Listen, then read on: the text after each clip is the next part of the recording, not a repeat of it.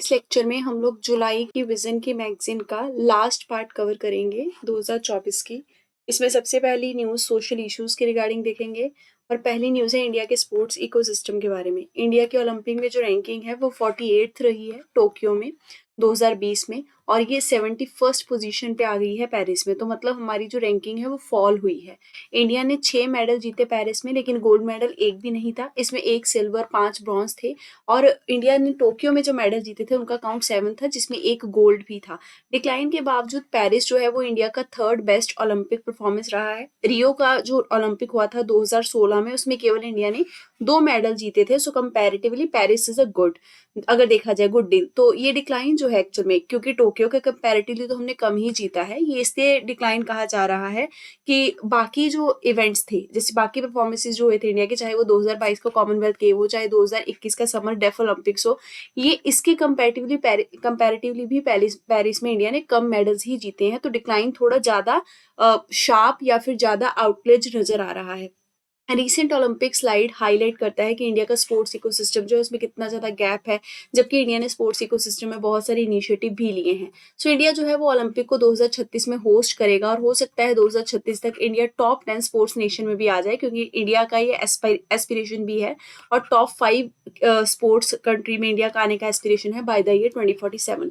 India के sporting ecosystem के बारे में बात करेंगे तो देखिए, जो स्पोर्ट्स है वो एक स्टेट सब्जेक्ट है, स्टेट के अंदर आता है। तो स्पोर्ट्स को डेवलप करने की या प्रमोट करने की जिम्मेदारी जो है वो स्टेट्स को दी गई है। सारी स्पोर्ट्स फैसिलिटी उन्हीं को हैंडल करनी होती है, जो सेंट्रल गवर्नमेंट है। जबकि इसके अलावा भी स्टेट्स के अलावा सेंट्रल गवर्नमेंट कुछ डिफरेंट स्कीम्स सप्लीमेंट जो है वो देती रहती है स्पोर्ट्स के लिए। स्पोर्ट्स जो है वो रेवेन्यू जनरेट करता है, कंट्री की सॉफ्ट पावर का हिस्सा है। मतलब किसी कंट्री के साथ अगर हमें टाई मजबूत करने हैं तो स्पोर्ट्स के थ्रू किए जा सकते हैं।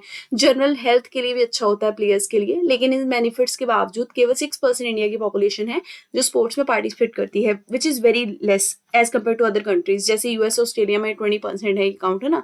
जापान में 60% लोग स्पोर्ट्स में हिस्सा लेते हैं।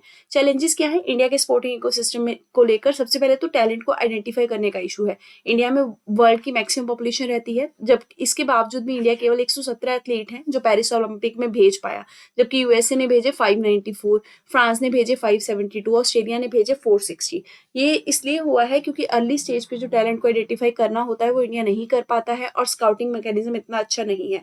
रिसोर्स कंस्ट्रेंट भी एक रीजन है। इंडिया का जो स्पोर्ट्स का बजट है वो काफी कम है as compare to USA, Germany and China. Fund को यूटिलाइज नहीं कर पाना भी एक चैलेंज रहता है। For example Khelo India scheme जो है उसमें केवल 318 करोड़ जो है 500 करोड़ में से स्पेंड किए गए, जबकि 500 करोड़ एलोकेट किए गए थे 2019-20 में। इंफ्रास्ट्रक्चर में भी गैप है, स्पोर्ट्स का इंफ्रास्ट्रक्चर अच्छा नहीं है। जैसे कि बिहार और झारखंड जैसे एजुकेशनल इंस्टीट्यूशन है, और वहाँ पे खेलों के लिए कोई खास प्रावधान नहीं है। मोस्ट फैसिलिटी जहाँ पे इंटरनेशनल स्टैंडर्ड के हिसाब से होनी चाहिए, जैसे कि कुछ राज्यों में वो नहीं है। और ऐसे राज्य जहाँ पे इंटरनेशनल लेवल की फैसिलिटी दी भी गई है वहां पे भी अच्छे से यूटिलाइज नहीं होती, चाहे वो हरियाणा हो, पंजाब हो या कर्नाटक हो। गवर्नेंस के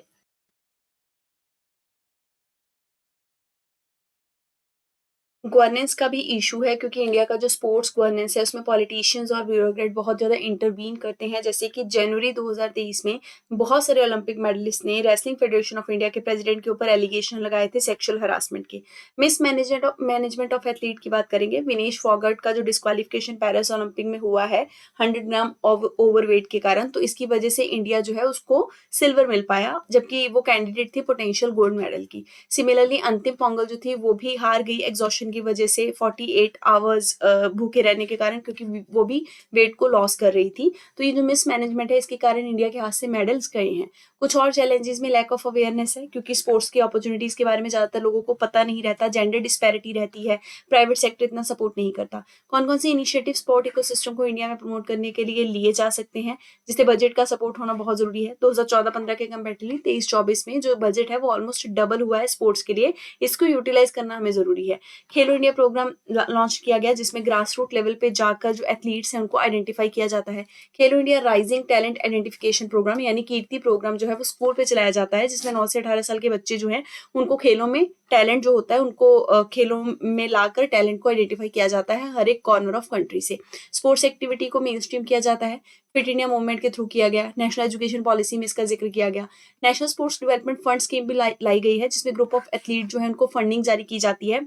इसके अलावा इसमें पब्लिक सेक्टर अंडरटेकिंग जो है वो भी फंड के लिए के लिए कंट्रीब्यूट करते हैं, साथ में प्राइवेट सेक्टर भी कंट्रीब्यूट करता है। फिर ओलंपिक पोडियम स्कीम जो है, टारगेट ओलंपिक पोडियम स्कीम, ये लाई गई है ताकि हम कॉम्प्रिहेंसिव तरीके से असिस्टेंट दे सकें इंडिया के टॉप एथलीट्स को, चाहे वो फंडिंग की सपोर्ट हो, चाहे वो कोचिंग की सपोर्ट हो, चाहे मंथली अलाउंस हो। फिर one school one spot policy जो है वो मिनिस्ट्री ऑफ डिफेंस के द्वारा सैनिक स्कूल के लिए लाई गई थी, ताकि वो ज्यादा फोकस कर सकें, एटलीस्ट एक खेल पे तो फोकस कर सके अपने अपने स्टेट में। टेक्नोलॉजी का यूज भी किया जाता है, जैसे आर्टिफिशियल इंटेलिजेंस को यूज किया जाता है एथलीट्स को इंस्पायर करने के लिए, उनका प्रेडिक्शन जानने के लिए स्पोर्ट्स को लेके, है ना। अब बात करते हैं कैसे इंडिया के स्पोर्ट इकोसिस्टम को और मजबूत किया जा सकता है। सो सबसे पहले तो जो माइंडसेट है ना, उसको थोड़ा चेंज करना जरूरी है। पेरेंट्स को अवेयर करना पड़ेगा कि खेलें कितनी जरूरी हैं बच्चों के लिए, जब हम बात करते हैं एजुकेशन के उसमें रेफरेंस में, क्योंकि एजुकेशन तभी कंप्लीट माना जाता है जब माइंड से भी बच्चा ग्रो करे और वो स्पोर्ट्स के थ्रू अच्छे से होता है ना। तो कंस्ट्रक्टिव मीन्स के थ्रू स्पोर्ट्स को इनकलकेट करवाना बहुत जरूरी है, स्टूडेंट्स में भी और पेरेंट्स में भी। फिर टैलेंट पूल को इंक्रीज करना जरूरी है, जो यंगर टैलेंट पूल है उनको हमें नरिश करना होगा, कम्युनिटी बेस्ड स्पोर्ट प्रोग्राम ज्यादा लाने होंगे, न्यूट्रिशन को सपोर्ट देना जरूरी है, सोशल बैरियर्स को एड्रेस करना जरूरी है। One panchayat one playground initiative Kerala की गवर्नमेंट लेके आई थी, ये वो पैरामीटर है जिसमें स्टेट जो है वो स्पोर्ट के कल्चर को ग्रास रूट लेवल तक, पंचायत लेवल तक लेके गई है। One state one sport policy region specific traditional sports के लिए चलाई जा सकती है, ताकि मास पार्टिसिपेशन उन खेलों में बढ़ सके। लोकलाइज्ड स्पोर्ट्स के मेगा इवेंट्स जैसे कि रूरल ओलंपिक्स, ये राजस्थान की गवर्नमेंट हर बार कंडक्ट करवाती है, जो कंट्री वाइड जाना भी जाता है और उसको आगे चल के प्रमोशन भी मिलता है। बात करते हैं गवर्नेंस स्ट्रक्चर को इम्प्रूव करने की, तो फैसिलिटेट करना पड़ेगा हमें इंडिपेंडेंट फॉर्म ऑफ रिक्रूटमेंट, जिसमें किसी तरीके का फेवरेटिज्म नहीं होना चाहिए कैंडिडेट को लेकर जब उनको टॉप पोजीशन में रिक्रूट किया जा रहा है, ठीक है। कॉर्पोरेट फंडिंग भी स्पोर्ट्स सेक्टर में आनी जरूरी है, जिससे जो कॉर्पोरेट सोशल रिस्पॉन्सिबिलिटी का पैसा आता है उसको हम स्पोर्ट्स में यूज कर सकते हैं through the help of NGO. फिर मल्टीपल डिसिप्लिन को सपोर्ट किया जा सकता है, जैसे आईपीएल हो गया, उसके अंदर एक्टिव पार्टिसिपेट करवाना, ये जो गेम्स है इनकी पब्लिसिटी करवाना। आईपीएल में और भी, मतलब जैसे आईपीएल अभी क्रिकेट के अंदर उतरा है, बाकी सारी गेम्स में भी इसको उतारा जा सकता है, चाहे वो बैडमिंटन हो, फुटबॉल हो, टेनिस हो, वॉलीबॉल हो। इससे ना स्पॉन्सरिंग लीग्स बढ़ती हैं और अच्छी स्पोर्ट्स की फैसिलिटी जो है वो मिलती है खिलाड़ियों को। फिर अकाउंटेबिलिटी को इंश्योर किया जा सकता है, अच्छा खासा न्यूट्रिशनिस्ट जो है वो होना चाहिए पर्टिकुलर स्पोर्ट्स पर्सन के लिए, ताकि किसी भी तरीके का मिसमैनेजमेंट ना हो पाए एथलीट का। अब बात करेंगे ओलंपिक गेम्स के बारे में, तो ओलंपिक गेम्स 1896 में एथेंस के अंदर, ग्रीस के अंदर स्टार्ट की गई थी। 14 नेशन थे उस टाइम पे और 9 स्पोर्ट्स, 9 खेल खेले जाते थे, और ये गेम्स जो है वो तब से 4 साल में एक बार हेल्ड की जाती हैं। इसका मोटो है फास्टर हायर स्ट्रॉन्गर, मतलब ओलंपिक मूवमेंट के एम को ही रिफ्लेक्ट करता हुआ मोटो है, जिसमें एथलेटिक, टेक्निकल और मॉरल एजुकेशनल पर्सपेक्टिव देखा जाता है। ओलंपिक फ्लैग आपका 1920 में इंट्रोड्यूस किया गया था, जिसमें 5 इंटरलॉकिंग रिंग हैं जो सिंबलाइज करती हैं 5 पार्ट्स ऑफ द वर्ल्ड, जिसमें कि ओलंपिक मूवमेंट है। अब ओलंपिक फ्लेम की बात करें तो ये सिंबलाइज करता है पॉजिटिव वैल्यू क्या हो सकती है फायर की, साथ में इसमें ओलंपिक टॉर्च रिले है, और ये फ्लेम जो है ये हर एक कंट्री में ट्रेवल करती है जहां जहां गेम जो है वो हेल्ड किए जाते हैं। पेरिस 2024 की बात करें तो 4 एडिशनल खेले या स्पोर्ट्स इसमें शामिल किए गए, जैसे कि ब्रेकिंग हो गया, इसने डेब्यू किया था ओलंपिक में, फिर स्पोर्ट क्लाइंबिंग हो गया, फिर आपका स्केट बोर्डिंग हो गया और सर्फिंग हो गया। फिर court of arbitration of sport जो है इसको 1983 में क्रिएट किया गया, जो कि एथलीट को अगर कोई लीगल प्रॉब्लम फेस करना पड़ता है ओलंपिक्स में, उसको हैंडल करने के लिए बनाया गया था। ये पेरिस कन्वेंशन को रिकॉग्नाइज करता है, जो कि आईओसी के प्रेसिडेंट्स के द्वारा साइन की गई है, जो भी इसके मेंबर हैं। इंडिया और ओलंपिक्स की बात करें तो इंडिया ने सबसे पहले ओलंपिक्स में 1900 में पेरिस में पार्टिसिपेट किया था, और एंग्लो इंडियन नॉर्मन प्रिचर्ड जो थे उन्होंने इंडिया को रिप्रेजेंट किया था। इंडियन ओलंपिक एसोसिएशन 1927 में बनी थी। सर दोराबजी टाटा जो थे वो उस टाइम पे इसके प्रेसिडेंट थे, और इन्होंने आईओसी को रिकॉग्नाइज भी किया था। आईओए की बात की जाए तो ये नेशनल स्पोर्ट्स फेडरेशन के साथ कोऑर्डिनेट करते हैं, और उसके बाद टीम सिलेक्ट की जाती है जो ओलंपिक्स में भेजी जाएगी या बाकी इंटरनेशनल गेम्स में भेजी जाएगी। न्यूज इन शॉर्ट्स में देखें तो सबसे पहली न्यूज है इम्यूनाइजेशन ऑफ इंडिया के बारे में। डब्ल्यूएचओ यूनिसेफ ने एस्टिमेट किया है कि नेशनल इम्यूनाइजेशन कवरेज जो है 2023 का वो इंडिया का क्या रहा है। ग्लोबल लेवल पे देखें तो चाइल्डहुड इम्यूनिटी जो है उसका कवरेज मतलब ये दिखाता है कि 2.7 मिलियन चिल्ड्रन अभी भी ऐसे हैं जिनको टीकाकरण नहीं हुआ है या फिर वो अंडर वैक्सीनेटेड है, मतलब कंप्लीट टीका जो है वो नहीं लगा है। 50% जो है वो अनवैक्सीनेटेड चिल्ड्रन ऐसे हैं जो 31 कन्फ्लिक्ट अफेक्टेड कंट्रीज में रहते हैं। 2023 में पाया गया कि 1.6 मिलियन चिल्ड्रन जो है उनमें डिफ्थेरिया, परटूसिस, टेटनस के कारण उनको हमने मिस कर दिया, मतलब वो रहे नहीं। इसके साथ मीजल की वैक्सीनेशन भी बहुतों को नहीं दी गई। इंडिया के अंदर जो HPV वैक्सीनेशन है, यानी कि ह्यूमन पैपिलोमा वायरस की जो वैक्सीनेशन है वो नेशनल प्रोग्राम के अंदर नहीं डाली गई थी, जबकि सर्विकल कैंसर जो है वो सेकेंड हाईएस्ट कैंसर है विमेन में होने वाला, और इंडिया में भी इसकी तादाद ज्यादा है। इंडिया में 2 मिलियन जीरो डोज चिल्ड्रन अभी भी पाए जाते हैं। जीरो डोज वो हैं जिनको एक भी बार जो रूटीन का इम्यूनिटी टीका होता है वो नहीं लगा होता। इम्यूनाइजेशन इन इंडिया की बात करेंगे, यूनिवर्सल इम्यूनाइजेशन प्रोग्राम जो है वो इंडिया के अंदर 1985 में चलाया गया। फिर मिशन इंद्रधनुष 2014 में आया, जो कि एक स्पेशल ड्राइव थी अवेयरनेस को लेकर कि जितने भी अनवैक्सीनेटेड या फिर पार्शली वैक्सीनेटेड चिल्ड्रन हैं उन सबको कंप्लीटली वैक्सीनेट करना और प्रेग्नेंट वुमेन को इसमें आइडेंटिफाई कर उनको भी यूनिवर्सल इम्यूनाइजेशन प्रोग्राम का हिस्सा बनाना। अभी तक 5.46 करोड़ चिल्ड्रन और 1.32 करोड़ जो प्रेग्नेंट वुमेन है उनको वैक्सीनेट किया गया है। इंटेंसिफाइड मिशन इंद्रधनुष की बात करेंगे 5.0, इसमें 2023 जो है मतलब साल मेंशन करना जरूरी है क्योंकि 5th वर्जन इसका आया है उस साल में। ये एक कैचअप वैक्सीनेशन प्रोग्राम है जिसमें 5 साल तक के बच्चों को कवर किया जाता है टीके के लिए, प्रेग्नेंट वुमेन को कवर किया जाता है जिनको पहले टीका नहीं लगा था। 12 बीमारियों को कवर करने के लिए टीका लगता है, ध्यान रखेंगे, डिप्थीरिया, वूपिंग कफ, फिर आपका tetanus, polio, TB, measles, hepatitis B, pertussis, meningitis, pneumonia, Japanese encephalitis और आपका मीजल रूबेला। अब बात करेंगे चैलेंजेस की कि इम्यूनाइजेशन को लेकर चैलेंजेस कौन से हैं। सबसे पहले तो रिसोर्सेज अच्छे नहीं है, मैन पावर अच्छा नहीं है हमारे पास जिनको ट्रेनिंग दी गई हो टीका लगाने की, इंफ्रास्ट्रक्चर बहुत पुअर है, वैक्सीन को स्टोर करना हमारे पास अभी अच्छे से स्टोर करने का लॉजिस्टिक नहीं है, इंफ्रा नहीं है, लैक ऑफ रिस्पॉन्सिबिलिटी भी एक रीजन है जिसमें कि जो उसी को टीका लगाया जाता है जो पहले विजिट करते हैं, उसके बाद देखा नहीं जाता कि वो दूसरी बार आए कि नहीं आए, फॉलोअप नहीं होता, अकाउंटेबिलिटी ज्यादा नहीं है, सेंट्रलाइज्ड रिकॉर्ड सिस्टम नहीं है। अब बात करेंगे डब्ल्यूएचओ के टोबैको सेसेशन गाइडलाइन के बारे में। डब्ल्यूएचओ ने हाल फिलहाल में सबसे पहला clinical treatment guideline tobacco cessation को लेकर एडल्ट्स में जारी किया है, मतलब टोबैको को कंट्रोल करने को लेकर। सो बेसिकली इसमें 750 मिलियन टोबैको यूजर हैं जिनको हेल्प दिया जाएगा। किसी भी तरीके के टोबैको को वो क्विट करना चाहते हैं लेकिन उनको तकलीफ हो रही है, मुश्किल हो रही है, तो उनकी मदद की जाएगी। More than 60% of the world जो टोबैको यूजर हैं वो क्विट करना चाहते हैं लेकिन कर नहीं पाते हैं, इसलिए ऐसी सर्विसेज दी जाएंगी। क्यों नहीं कर पाते हैं? कई बार तो रिसोर्सेज नहीं होते या फिर हेल्थ सिस्टम खराब हो जाता है उनका। रिकमेंडेशंस में क्या क्या होगा, उनको मेडिकेशन दिया जाएगा और बिहेवियरल इंटरवेंशन यानी कि उनको थोड़ा सा साइकोलॉजिकल तरीके से भी सपोर्ट किया जाएगा। बात करेंगे state of food security and nutrition के बारे में। सो बेसिकली इसकी रिपोर्ट को 2024 में रिलीज किया गया।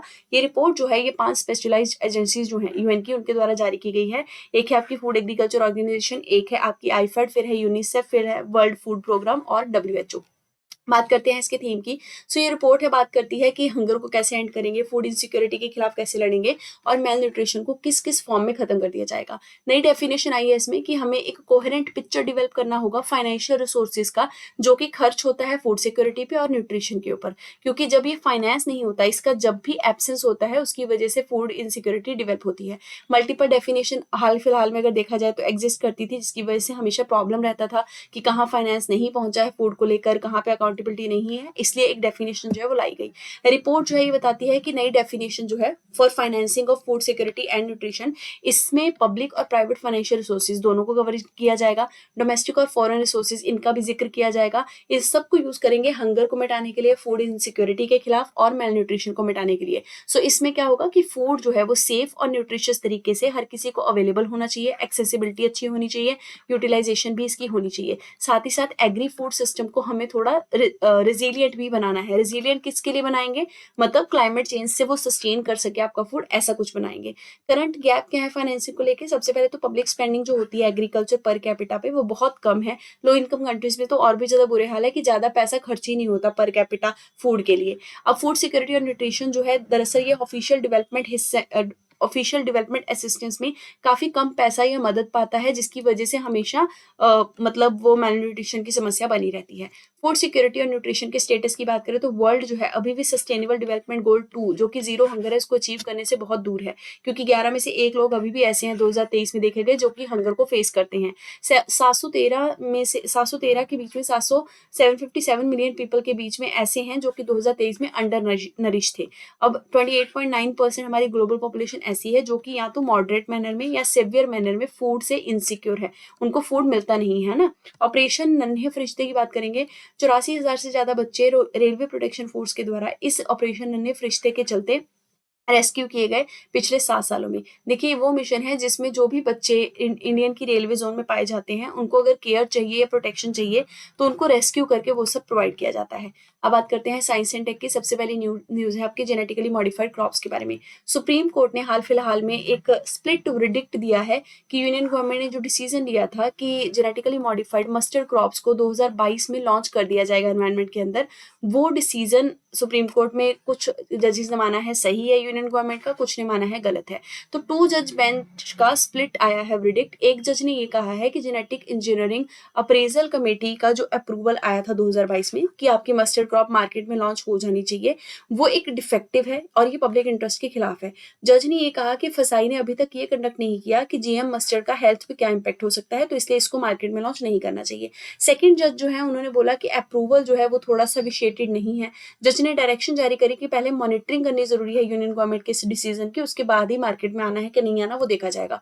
डायरेक्शन क्या पास की गई है कि यूनियन ऑफ इंडिया जो है उनको एक नेशनल पॉलिसी बनानी होगी जीएम क्रॉप्स को लेकर। ये पॉलिसी जो है वो हर एक स्टेक होल्डर को ध्यान में रखते हुए, चाहे वो स्टेट्स है चाहे फार्मर ग्रुप है, उनको ध्यान में रखते हुए बनाई जाएगी। अब ये जेनेटिक मॉडिफिकेशन है क्या? मतलब आपने किसी क्रॉप के जीन को मॉडिफाई कर दिया, जीन्स को मॉडिफाई किया। सो इसमें ऑर्गेनिज्म का जो डीएनए है उसको ऑल्टर कर दिया जाता है। ये या तो किसी एग्जिस्टिंग सेक्शन ऑफ डीएनए में चेंजेस किए जाते हैं या फिर उसी क्रॉप के अंदर या उस पर्टिकुलर ऑर्गेनिज्म के अंदर कुछ फॉरेन का नया जीन डाल दिया जाता है। तो जो भी साइंटिस्ट जेनेटिक मॉडिफिकेशन को प्लांट के ऊपर डेवलप करते हैं, तो उसमें वो क्या करते हैं, जो फॉरेन का जीन होता है उस प्लांट के अंदर वो इंसर्ट कर देते हैं। फॉरेन के जीन को हम ट्रांसजीन भी कहते हैं। इसको इसलिए इंट्रोड्यूस किया जाता है, सॉरी, जो ये जो जीन्स इंट्रोड्यूस किया जाता है ये हो सकता है एक प्लांट से दूसरे प्लांट में किया जाए, या फिर प्लांट से एनिमल में कर दिया जाए, या फिर माइक्रो ऑर्गेनिज्म से प्लांट के अंदर डाल दिया जाए। जीएम मस्टर्ड क्रॉप की बात करेंगे, इसको DMH11 भी कहा जाता है। देखिए इसको ना centre for genetic manipulation of crop plants Delhi university ने डेवलप किया था। ये कंट्री में पहली जीएम फूड क्रॉप होगी जिसको हम कमर्शियलाइज करेंगे, मतलब सेल करेंगे लोगों को। जीएम मस्टर्ड को अभी तक रिलीज नहीं किया गया है कमर्शियल कल्टीवेशन के लिए। DMH11 जो है इसको कैसे बनाया गया था, 2 मस्टर्ड वेराइटी थी हमारे पास, वरुण और ईस्ट यूरोपियन अर्ली हीरा 2।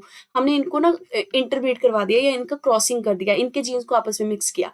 बेसिकली ये डिफिकल्ट होता है कन्वेंशनल ब्रीडिंग से करना, क्योंकि मस्टर्ड जो है वो सेल्फ पॉलिनेटिंग है, क्रॉस पॉलिनेटिंग क्रॉप नहीं है। मतलब इसमें क्या होता है, जैसे ये देखिए सेल्फ पॉलिनेटिंग हो गया कि जो एंथर है इस क्रॉप का, इसी के अंदर स्टिग्मा है, फीमेल पोर्शन, ये दोनों आपस में यहीं पे इनका पॉलिनेशन हो जाएगा। ये किसी दूसरे फ्लावर के साथ जाके पॉलिनेशन नहीं होगा। तो जो पॉलन मेल पार्ट का होगा वो पॉलिनेट करेगा और अपनी ही मतलब प्लांट के फीमेल पार्ट को फर्टिलाइज कर देगा सेम प्लांट के अंदर। ये जो क्रॉस है ये इसलिए इंट्रोड्यूस किया गया, ये क्रॉस जो इंट्रोड्यूस किया गया ये ऐसे इंट्रोड्यूस किया गया कि बार्नेस और बेस्तर का जो जीन्स था, जो हमें सॉइल के एक बैक्टीरियम बैसिलस एमिलियोकैफेंसिस से मिल रहा था, उसके थ्रू हमने क्रॉस।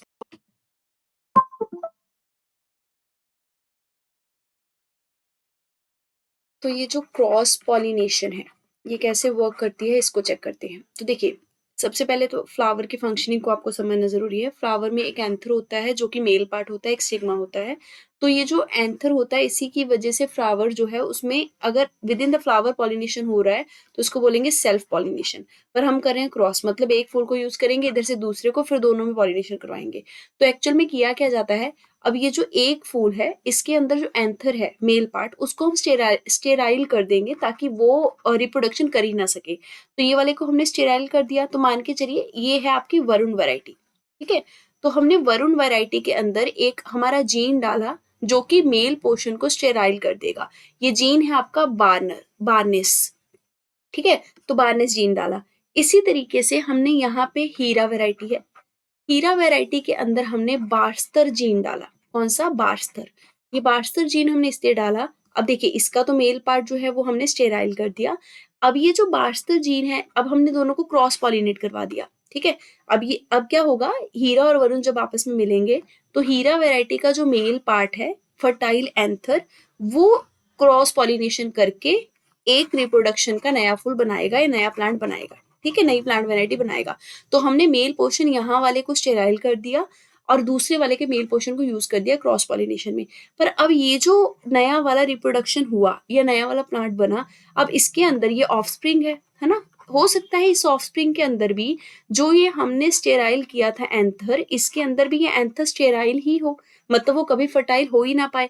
इसके लिए हमने पहले से ही हीरा जो वैरायटी है उसके अंदर बास्टर जीन डाल के रखा हुआ था, जो आने वाले ऑफस्प्रिंग के एंथर को कभी भी स्टेराइल नहीं होने देगा।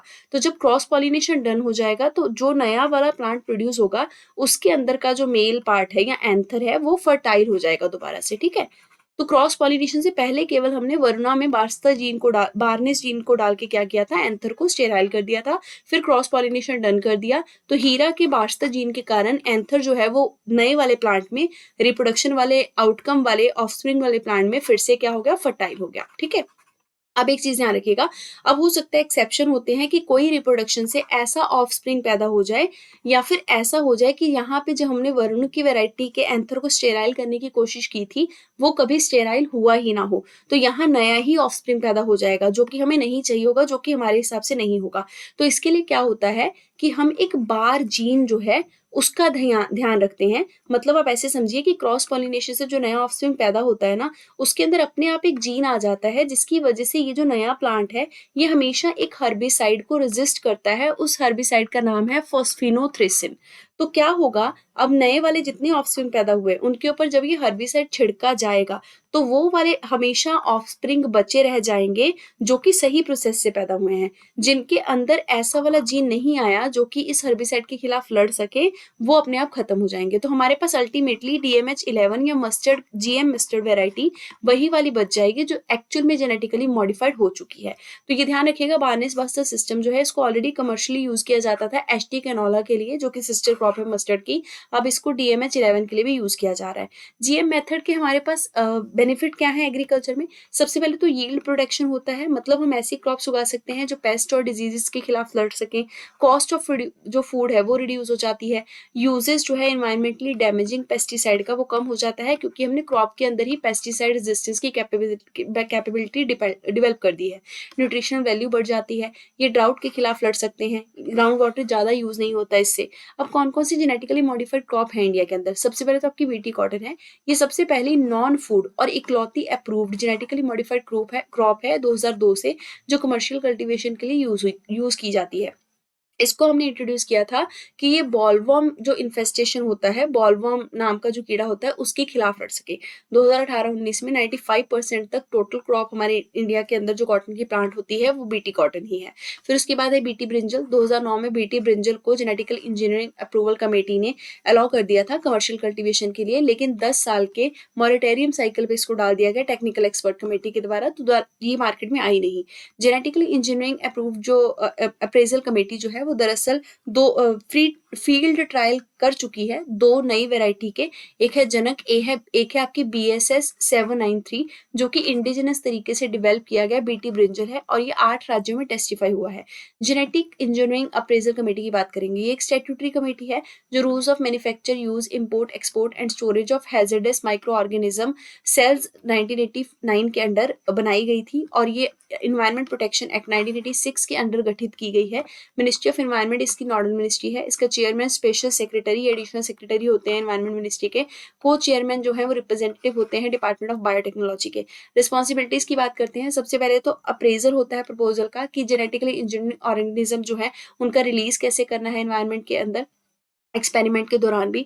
इसके अलावा ये अप्रेजल देती है डिफरेंट एक्टिविटीज का, जैसे कि हैजर्डस माइक्रो ऑर्गेनिज्म को लार्ज स्केल पे कैसे यूज करना है और कौन कौन से प्रिकॉशन लेने हैं। रेगुलेटरी फ्रेमवर्क क्या है जीएम क्रॉप्स का इंडिया में? सबसे पहले तो फूड सेफ्टी और स्टैंडर्ड एक्ट 2006 में प्रोहिबिशन है कि आप किसी भी तरीके की जीएम जो फूड क्रॉप होगी उसको ना तो यूज करेंगे ना ही उसका सेल। रेगुलेटरी फ्रेमवर्क में नेक्स्ट पॉइंट है review committee on genetic manipulation के बारे में। डिपार्टमेंट ऑफ बायोटेक्नोलॉजी के अंडर ये कमेटी मॉनिटर करती है कि जीएम ऑर्गेनिज्म के रिगार्डिंग क्या रिसर्च एंड डेवलपमेंट के प्रोजेक्ट चल रहे हैं। इसके अलावा स्टेट बायोटेक्नोलॉजी कोऑर्डिनेशन कमेटी है जो कि सेफ्टी मेजर्स लेती है जेनेटिकली मॉडिफाइड ऑर्गेनिज्म के लिए। डिस्ट्रिक्ट लेवल की कमेटी डिस्ट्रिक्ट लेवल पे काम करती है और साथ में जेनेटिक इंजीनियरिंग अप्रेजल कमेटी की रिपोर्ट्स को इन्वेस्टिगेट भी करती है। जीएम का क्रॉप अप्रूवल का जो प्रोसेस होता है उसमें केसेस के बेसिस पे, मतलब साइंटिफिक इवैल्यूएशन कल्टीवेशन किया जाता है पर्टिकुलर क्रॉप्स का, उसके बेसिस पे डिसीजन लिया जाता है और ये एनवायरमेंट प्रोटेक्शन एक्ट 1986 की गाइडलाइन के अंडर होता है। जीएम क्रॉप्स के कंसर्न क्या है? सबसे पहले तो ह्यूमन हेल्थ को लेके कंसर्न है कि जो कल्टीवेशन है जीएम हर्बिसाइड टॉलरेंट क्रॉप का, वो डिपेंड करता है ग्लाइफॉस्फेट के ऊपर, जिसको हम हर्बिसाइड में यूएसए में सिंस 1974 यूज कर रहे हैं, और ये प्रोबेबल कार्सिनोजन है, मतलब इससे कैंसर होने का खतरा है, 2015 में डब्ल्यूएचओ ने कहा भी था। फिर बायोडाइवर्सिटी लॉस होने का हमेशा डेंजर रहता है, क्योंकि जो बार जीन हम यूज कर रहे हैं जीएम मस्टर्ड प्लांट में हर्बिसाइड टॉलरेंट के लिए, वो हो सकता है आगे चल के बायोडाइवर्सिटी को नुकसान पहुंचा सके।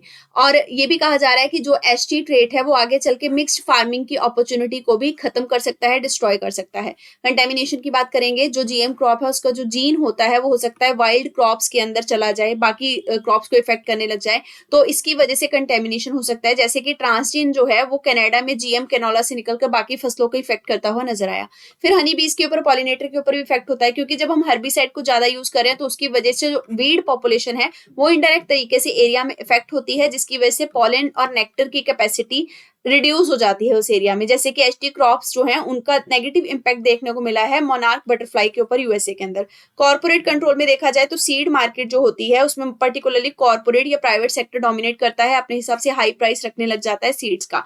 इनकम लॉस भी रहता है, क्योंकि सब्सटेंशियल जो इंक्रीज होता है प्रोडक्शन का पर्टिकुलर जीएम क्रॉप के अंदर, उसकी वजह से फार्म गेट प्राइसेस जो है वो डिक्लाइन हो जाते हैं, क्योंकि ज्यादा प्रोडक्शन हो रहा है ना, तो फार्मर्स जो सोचते हैं कि इससे अच्छा खासा हमें प्राइस मिलेगा वो नहीं मिल पाता और वो लॉस में चले जाते हैं। बीटी कॉटन एक ऐसा ही एग्जांपल है जहां पे बम्पर क्रॉप अब उगती है, लेकिन प्राइस जो है उसका कम मिलता है, क्योंकि बीटी कॉटन हर कोई उगा रहा है।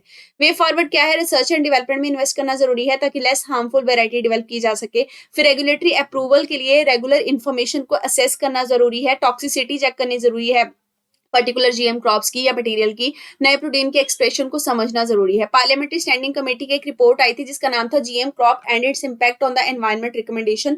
उसमें बोला गया था कि क्लोज्ड एनवायरनमेंट के अंदर जो ट्रायल्स हैं वो कंडक्ट करने चाहिए। साथ में जीईएसी जो है उसमें एक्सपर्ट्स का होना जरूरी है, बायोटेक्नोलॉजी के एक्सपर्ट का, जो साइंटिफिक डाटा और उसके इम्प्लीकेशन को चेक कर सके। कॉम्प्रिहेंसिव स्टडी करनी जरूरी है regarding the success of BT cotton. Next बात करेंगे नेशनल ग्रीन हाइड्रोजन मिशन के बारे में। Ministry of new and renewable energy के द्वारा स्कीम गाइडलाइन जारी की गई हैं इस पर्टिकुलर मिशन के अंतर्गत, ताकि इसके लिए हम स्टैंडर्ड्स और रेगुलेटरी फ्रेमवर्क तैयार कर सकें। बजट आउटले है इसका 200 करोड़, मतलब ये 2025-26 तक चलाया जाने वाला मिशन रहेगा। अब इसका मेन पर्पस क्या है कि जो टेस्टिंग फैसिलिटी है ग्रीन हाइड्रोजन मिशन के कंपोनेंट्स की, टेक्नोलॉजी की, उसके जो भी गैप्स हैं हम उसको एड्रेस कर सकें और वैल्यू चेन जो है ग्रीन हाइड्रोजन का वो डेवलप कर सकें। National institute of solar energy जो है वो स्कीम इंप्लीमेंटिंग एजेंसी होगा। इंप्लीमेंटेशन के मेथड्स के लिए देखा जाए तो टेस्ट फैसिलिटी डेवलप की जाएगी, कॉल फॉर प्रपोजल के लिए इशू की जाएंगे कंसल्टेशन, ताकि टेस्टिंग फैसिलिटी के लिए एस्टैब्लिशमेंट अच्छे से हो सके। प्रोजेक्ट अप्रेजल कमेटी इवेल्युएट करेगी। सिलेक्टेड एजेंसीज जो होंगी वो ministry of new and renewable energy को सैंक्शन जो है वो इशू करने में मदद करेंगी, रिकमेंडेशन देंगी। लेटर ऑफ अवार्ड दिया जाएगा एग्जीक्यूटिंग एजेंसीज को। फंडिंग की बात की जाए तो 100% कैपिटल का कॉस्ट जो है वो ministry of new and renewable energy देखेगी। ग्रीन हाइड्रोजन क्या होता है? ये वो हाइड्रोजन है जिसको इलेक्ट्रोलाइसिस के प्रोसेस के थ्रू डेवलप करते हैं, जिसमें हम पानी को यानी H2O को स्प्लिट कर देते हैं, जिसमें से हाइड्रोजन अलग निकाल लेते हैं और ऑक्सीजन अलग निकाल देते हैं। ठीक है, और जो हमने ये प्रोसेस इलेक्ट्रोलाइसिस का किया उसके लिए जो हमने इलेक्ट्रिसिटी यूज करी, उस इलेक्ट्रिसिटी को हमने जनरेट कहाँ से किया था? रीन्यूएबल सोर्सेज से, चाहे वो सोलर हो, विंड हो या हाइड्रो। ठीक है, इसके अलावा जो GH2 प्रोड्यूस करने का या ग्रीन हाइड्रोजन प्रोड्यूस करने का जो मेथड है वो बायोमास से भी है, जिसमें हम बायोमास का जो गैसिफिकेशन है वो करते हैं। इसके अलावा फ्यूल सेल इलेक्ट्रिकल व्हीकल में इसका यूज होता है, ये जो प्रोसेस है। फिर इंडस्ट्री में यूज होता है, ट्रांसपोर्ट भी यूज होता है। 70% जो कैपिटल कॉस्ट है वो नॉन गवर्नमेंट एंटिटी से आता है। हाइड्रोजन के डिफरेंट टाइप्स होते हैं, जैसे अगर देखा जाए कलर के बेसिस पे, ब्लैक या ब्राउन हाइड्रोजन जो है उसमें हम कोल गैसिफिकेशन का प्रोसेस यूज करते हैं और कोयले का यूज करके हाइड्रोजन निकाली जाती है। ग्रे हाइड्रोजन में मिथेन को रिफॉर्म किया जाता है, नेचुरल गैस यूज होती है as a resource. Blue hydrogen जो है उसमें कोल गैसिफिकेशन और मिथेन रिफॉर्मेशन दोनों होता है, लेकिन जो भी कार्बन प्रोड्यूस है उसको कैप्चर कर लिया जाता है और इसमें फॉसिल फ्यूल को ही यूज करते हैं हाइड्रोजन बनाने के लिए। फिर टर्कोइज हाइड्रोजन जो है उसमें पायरोलाइसिस यानी हाई टेम्परेचर पे जलाने का जो प्रोसेस है उसको यूज किया जाता है और methane as a source source use की जाती है। पिंक हाइड्रोजन में इलेक्ट्रोलाइसिस का प्रोसेस यूज होता है और एनर्जी कौन सी यूज होती है, न्यूक्लियर वाली प्रोडक्शन के लिए। ग्रीन हाइड्रोजन में इलेक्ट्रोलाइसिस या बायोमास गैसिफिकेशन का प्रोसेस यूज होता है और सोर्स ऑफ एनर्जी रिन्यूएबल रहता है, जिससे ग्रीन हाइड्रोजन बनती है। नेशनल ग्रीन हाइड्रोजन मिशन की बात करेंगे, 2023 में ये लॉन्च हुआ था, जिसका लागत है 19,740 करोड़। इसके दो फेज हैं, पहला फेज 2022 से 26 तक है, दूसरा 26 से 30 तक है। इसमें हम इंडिया को global hub for the production of green hydrogen बनाने की कोशिश कर रहे हैं, ताकि हम ग्रीन हाइड्रोजन को यूज भी करें और एक्सपोर्ट भी कर सकें। हमें एक्चुअल में एक्सपोर्ट के हिसाब से भी इसको क्रिएट करना है, डिमांड को ग्रीन हाइड्रोजन की, और डोमेस्टिक हिसाब से भी यूटिलाइज करने के लिए बनाना है। फिर strategic intervention green hydrogen transition programme जो है वो लाया जा रहा है, जिसमें इलेक्ट्रोलाइजर के मैन्युफैक्चरिंग के लिए इंसेंटिव दिए जाते हैं ताकि ग्रीन हाइड्रोजन प्रोड्यूस की जा सके। फिर स्टील, मोबिलिटी, शिपिंग, इन सब के लिए पायलट प्रोजेक्ट जो है वो चलाए जाएंगे। ग्रीन हाइड्रोजन हब्स का जो डेवलपमेंट है वो किया जाएगा। जैसे 3 पोर्ट्स हैं हमारे यहाँ, दीनदयाल, कांडला गुजरात, जो कि गुजरात के अंदर है, फिर पारादीप ओडिशा। इसके अलावा आपका है वीओ चिदम्बनार, और ये तूतीकरण तमिलनाडु के अंदर है। ये पोर्ट आइडेंटिफाई किए गए हैं जिनको ग्रीन हाइड्रोजन हब के तौर पर डेवलप करके यहाँ से एक्सपोर्ट वगैरह किया जाएगा। इसके अलावा रॉबस्ट फ्रेमवर्क और स्टैंडर्ड बनाए जाएंगे ग्रीन हाइड्रोजन को लेकर, रिसर्च एंड डेवलपमेंट किया जाएगा। अब आउटकम क्या क्या हो सकते हैं 2030 तक? क्या एक्सपेक्टेड है कि इंडिया का जो ग्रीन हाइड्रोजन प्रोडक्शन कैपेसिटी है वो 5 metric million tonne per annum चला जाएगा। रिन्यूएबल एनर्जी का जो कैपेसिटी एडिशन है ग्रीन हाइड्रोजन से वो हमारा 125 गीगावाट हो जाएगा। 8 लाख करोड़ से भी ज्यादा का इन्वेस्टमेंट हम इसमें करेंगे। 6 लाख से भी ज्यादा फुल टाइम जॉब को हम लेके आएंगे। 50 MMT पर एनम तक कार्बन डाइऑक्साइड एमिशन जो है वो हम रोक देंगे ग्रीन हाइड्रोजन मिशन के अंतर्गत। अब कौन से स्टेप इनिशियल फेज में लिए गए हैं? सबसे पहले तो गेल लिमिटेड जो है उन्होंने इंडिया का मेडन प्रोजेक्ट स्टार्ट किया है, जिसमें हाइड्रोजन को सिटी गैस डिस्ट्रीब्यूशन ग्रिड में इंदौर के अंदर हम यूज कर रहे हैं, ताकि सिटी के अंदर भी इसी गैस का यूज किया जा सके। फिर एनटीपीसी लिमिटेड के द्वारा ग्रीन हाइड्रोजन को पीएनजी के नेटवर्क के साथ 8% तक ब्लेंड किया गया है एनटीपीसी सूरत गुजरात के अंदर। हाइड्रोजन के ऊपर चलने वाले fuel cell electrical vehicle buses चलाई गई हैं ग्रेटर नोएडा उत्तर प्रदेश में और लेह के अंदर भी। और ऑयल इंडिया लिमिटेड ने भी 60 किलोवाट की कैपेसिटी का हाइड्रोजन फ्यूल सेल बस तैयार किया है, जो कि हाइब्रिड है, जो कि इलेक्ट्रिसिटी से भी चलती है और फ्यूल सेल से भी चलती है बस। ठीक है, चैलेंजेस क्या है ग्रीन हाइड्रोजन को अडॉप्ट करने को लेकर? सबसे पहले तो इकोनॉमिक वायबिलिटी चेक करनी होगी। नीति आयोग ने बोला है कि करंट जो कॉस्ट है ग्रीन हाइड्रोजन के प्रोडक्शन का इलेक्ट्रोलाइसिस के प्रोसेस के अंडर वो काफी ज्यादा है जब हम कंपेयर करते हैं ग्रे और ब्राउन हाइड्रोजन के प्रोसेस को। हाइड्रोजन के स्टोरेज का डिफिकल्टी भी बहुत रहता है, मतलब ये जो गैस है इसके लिए हाई प्रेशर टैंक चाहिए होते हैं, और लिक्विड जो है वो क्रायोजेनिक टेम्परेचर पे हमें लेके जाना पड़ता है। और कहा जाता है कि जो बॉइलिंग पॉइंट है हाइड्रोजन का वो -252.8 डिग्री सेल्सियस है, तो हमें ना इसको कन्वर्ट करना पड़ता है, जिसके लिए हाई प्रेशर की जरूरत रहती है। स्किल की अभी इतनी ज्यादा मतलब स्किल्ड वर्कर हमारे पास इस फील्ड में नहीं है। जो वर्कफोर्स है कहा जा रहा है कि आगे चल के हमें प्लानिंग, इंस्टॉलेशन, कमीशनिंग के लिए चाहिए होगी, जो भी हमारे पास है नहीं। रिसोर्सेज की भी स्कैरसिटी है हमारे पास। ग्रीन हाइड्रोजन जो है जो कि इलेक्ट्रोलाइजिंग वाटर से बनाई जाती है, उसके लिए 9 लीटर ऑफ वाटर पर केजी ऑफ हाइड्रोजन चाहिए होता है, और वाटर हमारे पास ऑलरेडी बहुत ज्यादा क्रंच चल रहा है उसका, है ना। Lack of global standard on carbon intensity and safety भी एक इशू है, क्योंकि हमारे पास जो रेगुलेशन है ग्रीन हाइड्रोजन की डेफिनेशन का वो इतना अच्छा नहीं है। ट्रांसपोर्टेशन की फैसिलिटी सेफ नहीं है, सेफ्टी गैजेट नहीं है, ये सब। वे फॉरवर्ड क्या किया जा सकता है? मतलब हम लोग कॉस्ट को रिड्यूस कर सकते हैं। जो भी ग्रीन हाइड्रोजन का प्रोडक्शन होता है वो हम $1 पर केजी बाय 2030 लाने की कोशिश कर रहे हैं। इसके लिए हमें लोकल लेवल पे इलेक्ट्रोलाइजर बनाने होंगे, टेक्नोलॉजी को एडवांस करना होगा। इंसेंटिव के लिए देखा जाए तो नई एप्लीकेशन के लिए हम ग्रीन हाइड्रोजन को अर्ली स्टेज में कैसे यूज कर सकते हैं उसकी वायबिलिटी को हमें चेक करना होगा, और उसके हिसाब से इंसेंटिव देने होंगे। जैसे प्रोडक्शन लिंक्ड इंसेंटिव स्कीम जो है ग्रीन स्टील के लिए दी जा रही थी ताकि उसका एक्सपोर्ट हो सके, ऐसी ही स्कीम इसके लिए लानी होगी। रिसर्च एंड डेवलपमेंट में अगर देखा जाए तो इंडिया जो है वो $1 बिलियन रिसर्च एंड डेवलपमेंट में 2030 तक डाल सकता है, ताकि कमर्शियल ग्रीन हाइड्रोजन को और भी ज्यादा एडवांस किया जा सके और बायो हाइड्रोजन जैसे मेथड्स भी यूज किए जा सके। हम green hydrogen standard and labelling programme शुरू कर सकते हैं, ताकि जो भी सर्टिफिकेट है ग्रीन हाइड्रोजन से बने प्रोडक्ट्स का या उसके यूजेस का वो हम टैग लगा सके। इसके लिए ब्यूरो ऑफ इंडियन स्टैंडर्ड हो गया, फिर पैसो हो गया, ये सब रोल प्ले कर सकती हैं। इंटर मिनिस्टेरियल गवर्नेंस स्ट्रक्चर को कंस्ट्रक्ट करना जरूरी है, मतलब जो प्रोजेक्ट मैनेजमेंट यूनिट है वो हमारे पास एक तरीके से होना चाहिए जिसमें ट्रेंड एक्सपर्ट्स होने चाहिए जो कि फुल टाइम इस मिशन के ऊपर काम कर सकें। फेशियल रिकग्निशन टेक्नोलॉजी की बात करेंगे। नीति आयोग ने एक पेपर रिलीज किया जिसका नाम है white paper responsible AI for all on the facial recognition technology. देखिए ये पेपर एग्जामिन करता है कि एफआरटी फेशियल रिकग्निशन टेक्नोलॉजी जो है ये दरअसल फर्स्ट यूज केस है नीति आयोग के आरएआई प्रिंसिपल के अंडर, जिसमें हम एक फ्रेमवर्क तैयार करेंगे किस तरीके से सेफ मैनर में हम लोग फेशियल रिकग्निशन टेक्नोलॉजी को विद इन इंडिया डिप्लॉय या यूज कर सकते हैं। ये है क्या टेक्नोलॉजी? एक आर्टिफिशियल इंटेलिजेंस सिस्टम है जिसमें आप आइडेंटिफिकेशन करते हैं, किसी भी पर्सन का वेरिफिकेशन करते हैं उसके इमेजेस और वीडियो के हिसाब से। इसके लिए एल्गोरिथम यूज किया जाता है। दो पर्पस होते हैं। सबसे पहले तो one two one verification of the identity, मतलब जो फेशियल मैप होता है वो ऑब्टेन किया जाता है मैच करने के लिए पर्टिकुलर पर्सन की फोटोग्राफ के साथ। इसको 1:1 कहते हैं और इसको फोन को अनलॉक करने के लिए यूज करते हैं, मतलब फोन हमारे चेहरे को देख के अनलॉक हो जाता है ना, वो वाला प्रोसेस। फिर है 1:N आइडेंटिफिकेशन ऑफ आइडेंटिटी। इसमें जो वेरिफिकेशन किया जाता है वो पूरे किसी पर्सन को आइडेंटिफाई करने के लिए उसके पूरे डाटाबेस के साथ किया जाता है, ठीक है। 1:N में हम क्या करते हैं, मास मॉनिटरिंग करते हैं और सर्विलेंस भी करते हैं। अब ये वर्क कैसे करता है यहाँ देखिए। सबसे पहले तो कैप्चरिंग एंड स्कैनिंग, मतलब जो फेशियल डिटेक्शन है वो किसी एल्गोरिदम पे वर्क करेगा ताकि पता लग सके कि हाँ सामने ह्यूमन का फेस आया है। फिर फेशियल डाटा को एक्सट्रैक्ट करना, मतलब मैथमेटिकल रिप्रेजेंटेशन होनी जरूरी है ताकि फेशियल फीचर्स हर एक इंडिविजुअल के जो है वो देखे जा सके बारीकी से। फिर डाटाबेस को कंपेयर किया जाता है और फिर मैच आ गया तो आइडेंटिफाई हो जाता है। मतलब जो भी आपने ये दोनों चीजें असेस करी इनको ऐड कर दीजिए अब, और उसके अलावा चेक कीजिए कि हाँ ये वाले फीचर्स जो गैलरी में आपके पास डाटा है या आपके पास जो भी डाटाबेस है उसमें कहाँ मैच होता है और प्री एग्जिस्टिंग डाटाबेस के हिसाब से मैचिंग होती है। अब एप्लीकेशन क्या है एफआरटी का। सबसे पहले तो सिक्योरिटी रिलेटेड यूज हो सकते हैं, जैसे कि हम पर्सन ऑफ इंटरेस्ट को आइडेंटिफाई कर सकते हैं, चाहे सस्पेक्टेड क्रिमिनल्स हैं। फॉर एग्जांपल उत्तर प्रदेश के त्रायनेत्रा में रियल टाइम आइडेंटिफिकेशन क्रिमिनल्स का इसी हिसाब से किया जाता है।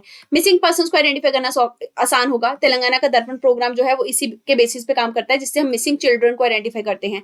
फिर मॉनिटरिंग और सर्विलेंस आसान हो जाती है, जिससे चाइना का स्काईनेट प्रोजेक्ट इसी पे काम करता है। इमिग्रेशन एंड बॉर्डर मैनेजमेंट अच्छे से हो पाएगा। कनाडा का फेसेस ऑन द मूव जो है उसकी वजह से बॉर्डर हमेशा उनका प्रोटेक्ट रहता है, क्योंकि अगर फेक आइडेंटिफिकेशन से उनके कंट्री में कोई घुसने की कोशिश करता है तो वो पकड़ा जाता है। क्राउड कंट्रोल हो सकता है इससे, मतलब pan tilt and zoom surveillance camera जो है वो प्रयागराज उत्तर प्रदेश में यूज किए जा रहे हैं ताकि लार्ज क्राउड को कुंभ मेला में हम लोग कंट्रोल कर सके और इसमें अगर कोई सस्पेक्टेड एलिमेंट है तो उसको एफआरटी के थ्रू पकड़ा जा सके। नॉन सिक्योरिटी रिलेटेड यूज भी इसके हो सकते हैं, वेरिफिकेशन करना और ऑथेंटिकेशन करना इंडिविजुअल एंटिटीज की, ताकि वो उनको प्रोडक्ट और सर्विसेज और पब्लिक बेनिफिट दिए जा सके। फॉर एग्जांपल आधार कार्ड को यूज करके किसी को हम लोग राशन दें या फिर कोई सर्विसेज प्रोवाइड करें। इसके अलावा ease of access to different services possible होगा। एयरपोर्ट के ऊपर डिजी यात्रा एप्लीकेशन के अंडर आप कॉन्टैक्टलेस तरीके से ऑन बोर्ड कर सकते हैं, आपको बोर्डिंग की लाइन में खड़े नहीं होना पड़ता। इसके अलावा हम लोग यूजेबिलिटी में इसको मतलब इसके ईज ला सकते हैं, जैसे कि यूनिक आईडी एजुकेशनल इंस्टीट्यूशन में बांटी जा सकती है। फॉर एग्जांपल जो आपका सीबीएसई है वहां पे face matching technology educational use किया जाता है एकेडमिक डॉक्यूमेंट्स को एक्सेस करने के लिए, और केवल वो बच्चा ही एक्सेस करेगा जो ऑथेंटिकेट हो पाएगा। अब रिस्क क्या है इससे रिलेटेड, सबसे पहले तो इनएक्यूरेसी, मतलब हो सकता है कि जो रिजल्ट आ रहा हो एफआरटी के अंडर वो गलत हो। ऑटोमेशन बायस भी इसमें हो सकता है। डाटाबेस के अंदर अंडर रिप्रेजेंटेशन भी हो सकती है। एआई सिस्टम डिस्पैरिटी कर सकता है स्किन टोन के हिसाब से, रेस के हिसाब से। अकाउंटेबिलिटी कोई नहीं है। टेक्निकल फैक्टर्स एक चैलेंजेस है, क्योंकि जो facial expression, ageing, plastic surgery होती है, अगर वो सब पर्सन ने करवा ली तो उसको तो आइडेंटिफाई नहीं करेगा डाटाबेस, तो दिक्कत आ जाएगी, है ना। ग्लिचेस हो सकते हैं, जैसे ये माइनर ट्वीक्स जो आते हैं एफआरटी सिस्टम के अंदर, सैबोटाज किया जा सकता है, उनको मतलब बदला जा सकता है, जिसकी वजह से टेक्नोलॉजिकली ये इनइफेक्टिव है। फिर लैक ऑफ ट्रेनिंग है ऑफ द ह्यूमन ऑपरेटर जो कि आइडेंटिफाई करने के लिए काम करते हैं, है ना, तो पहले उनको ट्रेनिंग देनी जरूरी है। कंसर्न है अकाउंटेबिलिटी से रिलेटेड, जैसे कहा जाता है कि जो कॉम्प्लेक्सिटी है कंप्यूटेशनल एल्गोरिदम और प्रोटेक्शन के अंदर, उसके कारण जो आपका एफआरटी सिस्टम है वो लेस अकाउंटेबल है। अब राइट बेस्ड इशू भी है। सुप्रीम कोर्ट ने जस्टिस के पुत्तस्वामी केस में 2017 में कहा था कि right to informational autonomy right to privacy के अंडर आता है, आर्टिकल 21 के अंदर, है ना। और एफआरटी सिस्टम हो सकता है इन राइट्स को वायलेट करे। कैसे करेगा, जैसे पर्पस क्रीप के अंडर करेगा, मतलब जो पर्सनल डाटा है, जैसे बायोमेट्रिक फेशियल इमेज जो है उसको आप किसी पर्टिकुलर पर्पस के लिए यूज कर रहे हैं, तो किसी की इंफॉर्मेशन को आप अपनी मर्जी से ऑटोनॉमी उसकी ब्रीच करते हुए यूज कर रहे हैं, तो ये एक हो गया, है ना, चैलेंज। फिर डाटा लीक, मतलब जो वीक इंस्टीट्यूशनल डाटा सिक्योरिटी होती है, हो सकता है वहां से ये डाटा लीक हो जाए, किसी पर्सनल का किसी पर्सन का जो डाटा है वो अनऑथराइज मैनर में मार्केट में आ जाए तो लीक होने का चांस रहेगा। मीनिंगफुल कंसेंट इसमें नहीं लिया जाता। किसी भी पर्सन का अगर आप डाटा एक्सेस करें एफआरटी के अंदर उसको पब्लिक सर्विस देने के लिए, तो उसके लिए पहले तो जो आपने फेशियल रिकॉग्निशन मैंडेटरी कर दिया है वो गलत है, क्योंकि आपने उस पर्सन से तो पूछा नहीं कि ये करना चाहिए कि नहीं, क्योंकि चेहरा तो उसी का चेक कर रहे हैं ना आप मैचिंग वगैरह करने के लिए। फिर प्राइवेट सिक्योरिटी का भी इशू रहता ही है, मतलब आप कह सकते हैं कि सस्पिशियस इंडिविजुअल जो होते हैं उनको एक तरीके से इसके अंडर पकड़ना कई बार मुश्किल हो जाता है, क्योंकि वो आप समझ सकते हैं कि सिक्योरिटी ब्रीच के जो भी लूप होल्स हैं इसके अंडर उनको यूज करके किसी शरीफ बंदे को फंसा सकते हैं इस टेक्नोलॉजी का यूज करके। अब बात करते हैं वे फॉरवर्ड की। नीति आयोग की कुछ रिकमेंडेशन है कि कैसे हम रिस्पॉन्सिबल मैनर में एफआरटी को यूज कर सकते हैं। सबसे पहले तो प्राइवेसी और सिक्योरिटी का ध्यान रखना जरूरी है। इसके लिए डाटा प्रोटेक्शन रजीम होगा और लीगैलिटी, रीजनेबिलिटी और प्रोपोर्शनलिटी का टेस्ट करना जरूरी है, जैसे पुत्तस्वामी जजमेंट में कहा गया था। Digital personal data protection act 2023 में भी बोला गया है कि डिजिटल पर्सनल डाटा जो है उसको प्रोसेस को रेगुलेट करना जरूरी है, ताकि इंडिविजुअल के राइट्स को, जो उसके डाटा को लेकर उसका राइट्स है, उसको हम प्रोवाइड कर सकें। हॉलिस्टिक गवर्नेंस फ्रेमवर्क होना जरूरी है, मतलब जो भी एक्सटेंट ऑफ लाइबिलिटी होगा, मतलब कितना हार्म हो सकता है, कितना डैमेज हो सकता है एफआरटी से, उस सबको असेस करना बहुत जरूरी है। फिर प्राइवेसी को अडॉप्ट करना बहुत जरूरी है। इसके अलावा प्रिंसिपल ऑफ अकाउंटेबिलिटी बिल्डअप करना जरूरी है ताकि ग्रीवांस रिड्रेसल मैकेनिज्म अच्छे से हो सके अगर किसी के साथ इस टेक्नोलॉजी के अंडर कोई फ्रॉड हो गया। फिर सेफ्टी और रिलायबिलिटी को इंश्योर करना विदाउट एरर, ये टेक्नोलॉजी देना बहुत जरूरी है। प्रिंसिपल ऑफ प्रोटेक्शन होना चाहिए। इसके अलावा एथिकल कमेटी कॉन्स्टिट्यूट करनी जरूरी है जो चेक कर सके एथिकल इंप्लीकेशन क्या हो सकते हैं ना इसके। इंडिया का बैलिस्टिक मिसाइल डिफेंस प्रोग्राम, इसके बारे में देखेंगे। रिसेंटली डीआरडीओ ने सक्सेसफुली कंडक्ट किया है flight test of the phase 2 of ballistic missile defence system. देखिए phase 2 air defence endo atmospheric missile जो है इसको लॉन्च किया गया था integrated test range Chandipur Odisha से, और इसका मेन पर्पस था कि लैंड और सी के अंदर ये चेक करना कि कैसे ये सिस्टम डिफेंस वाला वर्क करता है, मतलब एनिमीज के वेपन्स को कैसे डिटेक्ट कर सकता है। Phase 2 air defence endo atmospheric missile एक इंडिजिनस तरीके से बनाया गया 2 stage solid propelled ground launch system है, मतलब इसमें सॉलिड फ्यूल यूज किया गया है, ग्राउंड से इसको लॉन्च करते हैं। दरअसल इसका मेन पर्पस क्या है कि अगर एनिमी की बैलिस्टिक मिसाइल आती है तो उसको एक पर्टिकुलर ऑल्टीट्यूड पे ही ये खत्म कर देगा। एंडो एटमॉस्फेयर में या लो एक्सो में अगर एंटर करती है तो डिटेक्ट हो जाएगी और डिस्ट्रॉय कर दी जाएगी। ये टेस्ट इंडिया की इंडिजिनस कैपेसिटी को दिखाता है और बैलिस्टिक मिसाइल को के अगेंस्ट इंडिया खुद को डिफेंड कर सकता है। बैलिस्टिक मिसाइल 5000 किलोमीटर की क्लास की भी है, अगर मतलब उतनी दूरी से भी आ रही है तो आइडेंटिफाई हो जाएगी।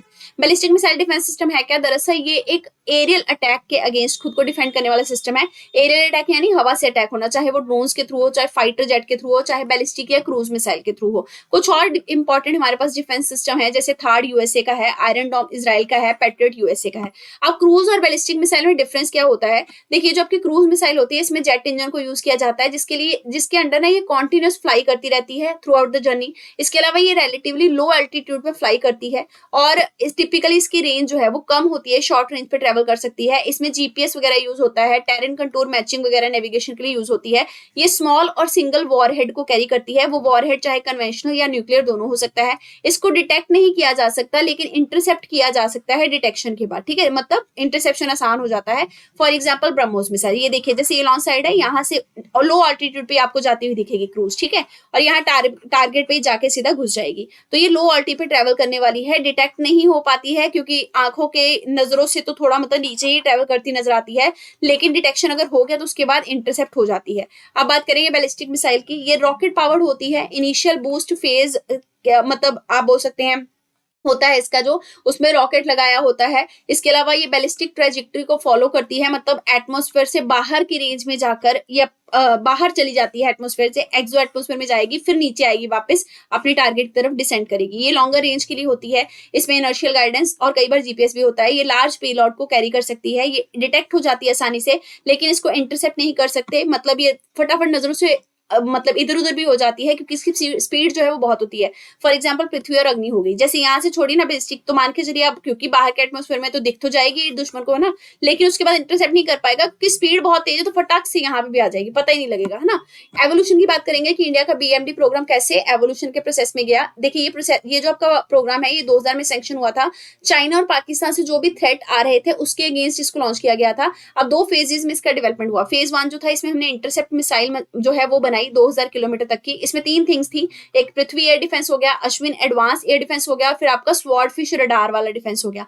फेज 1 सक्सेसफुल टेस्ट हुआ और डिप्लॉय हुआ। फेज 2 में हमने 5000 किलोमीटर की मिसाइल बनानी शुरू कर दी इंटरसेप्ट के लिए। इसमें 2 मिसाइल AD1 और AD2 थी। AD1 एक लॉन्ग रेंज इंटरसेप्टर मिसाइल है जो कि एक्सो एटमॉस्फेयर और एंडो के अंदर डिटेक्शन कर सकती है किसी भी लॉन्ग रेंज बैलिस्टिक मिसाइल का, और उसका इंटरसेप्शन भी कर सकती है, ठीक है। AD2 की बात करेंगे, ये दरअसल इंटरसेप्ट करती है इंटरमीडिएट रेंज की बैलिस्टिक मिसाइल को जो कि 3000 से 5500 किलोमीटर से आ रही होती है। सिग्निफिकेंस क्या है इस प्रोग्राम का? ये स्ट्रेटेजिक है बहुत ज्यादा, मतलब इंडिया का जो भी गोल है खुद को स्ट्रेटेजिकली तरीके से ऑटोनॉमस मैनर में डिफेंस मैटर्स में लेके जाने का, ये उसको फुलफिल करती है। नेट सिक्योरिटी हमें देती है इंडो पैसिफिक रीजन में।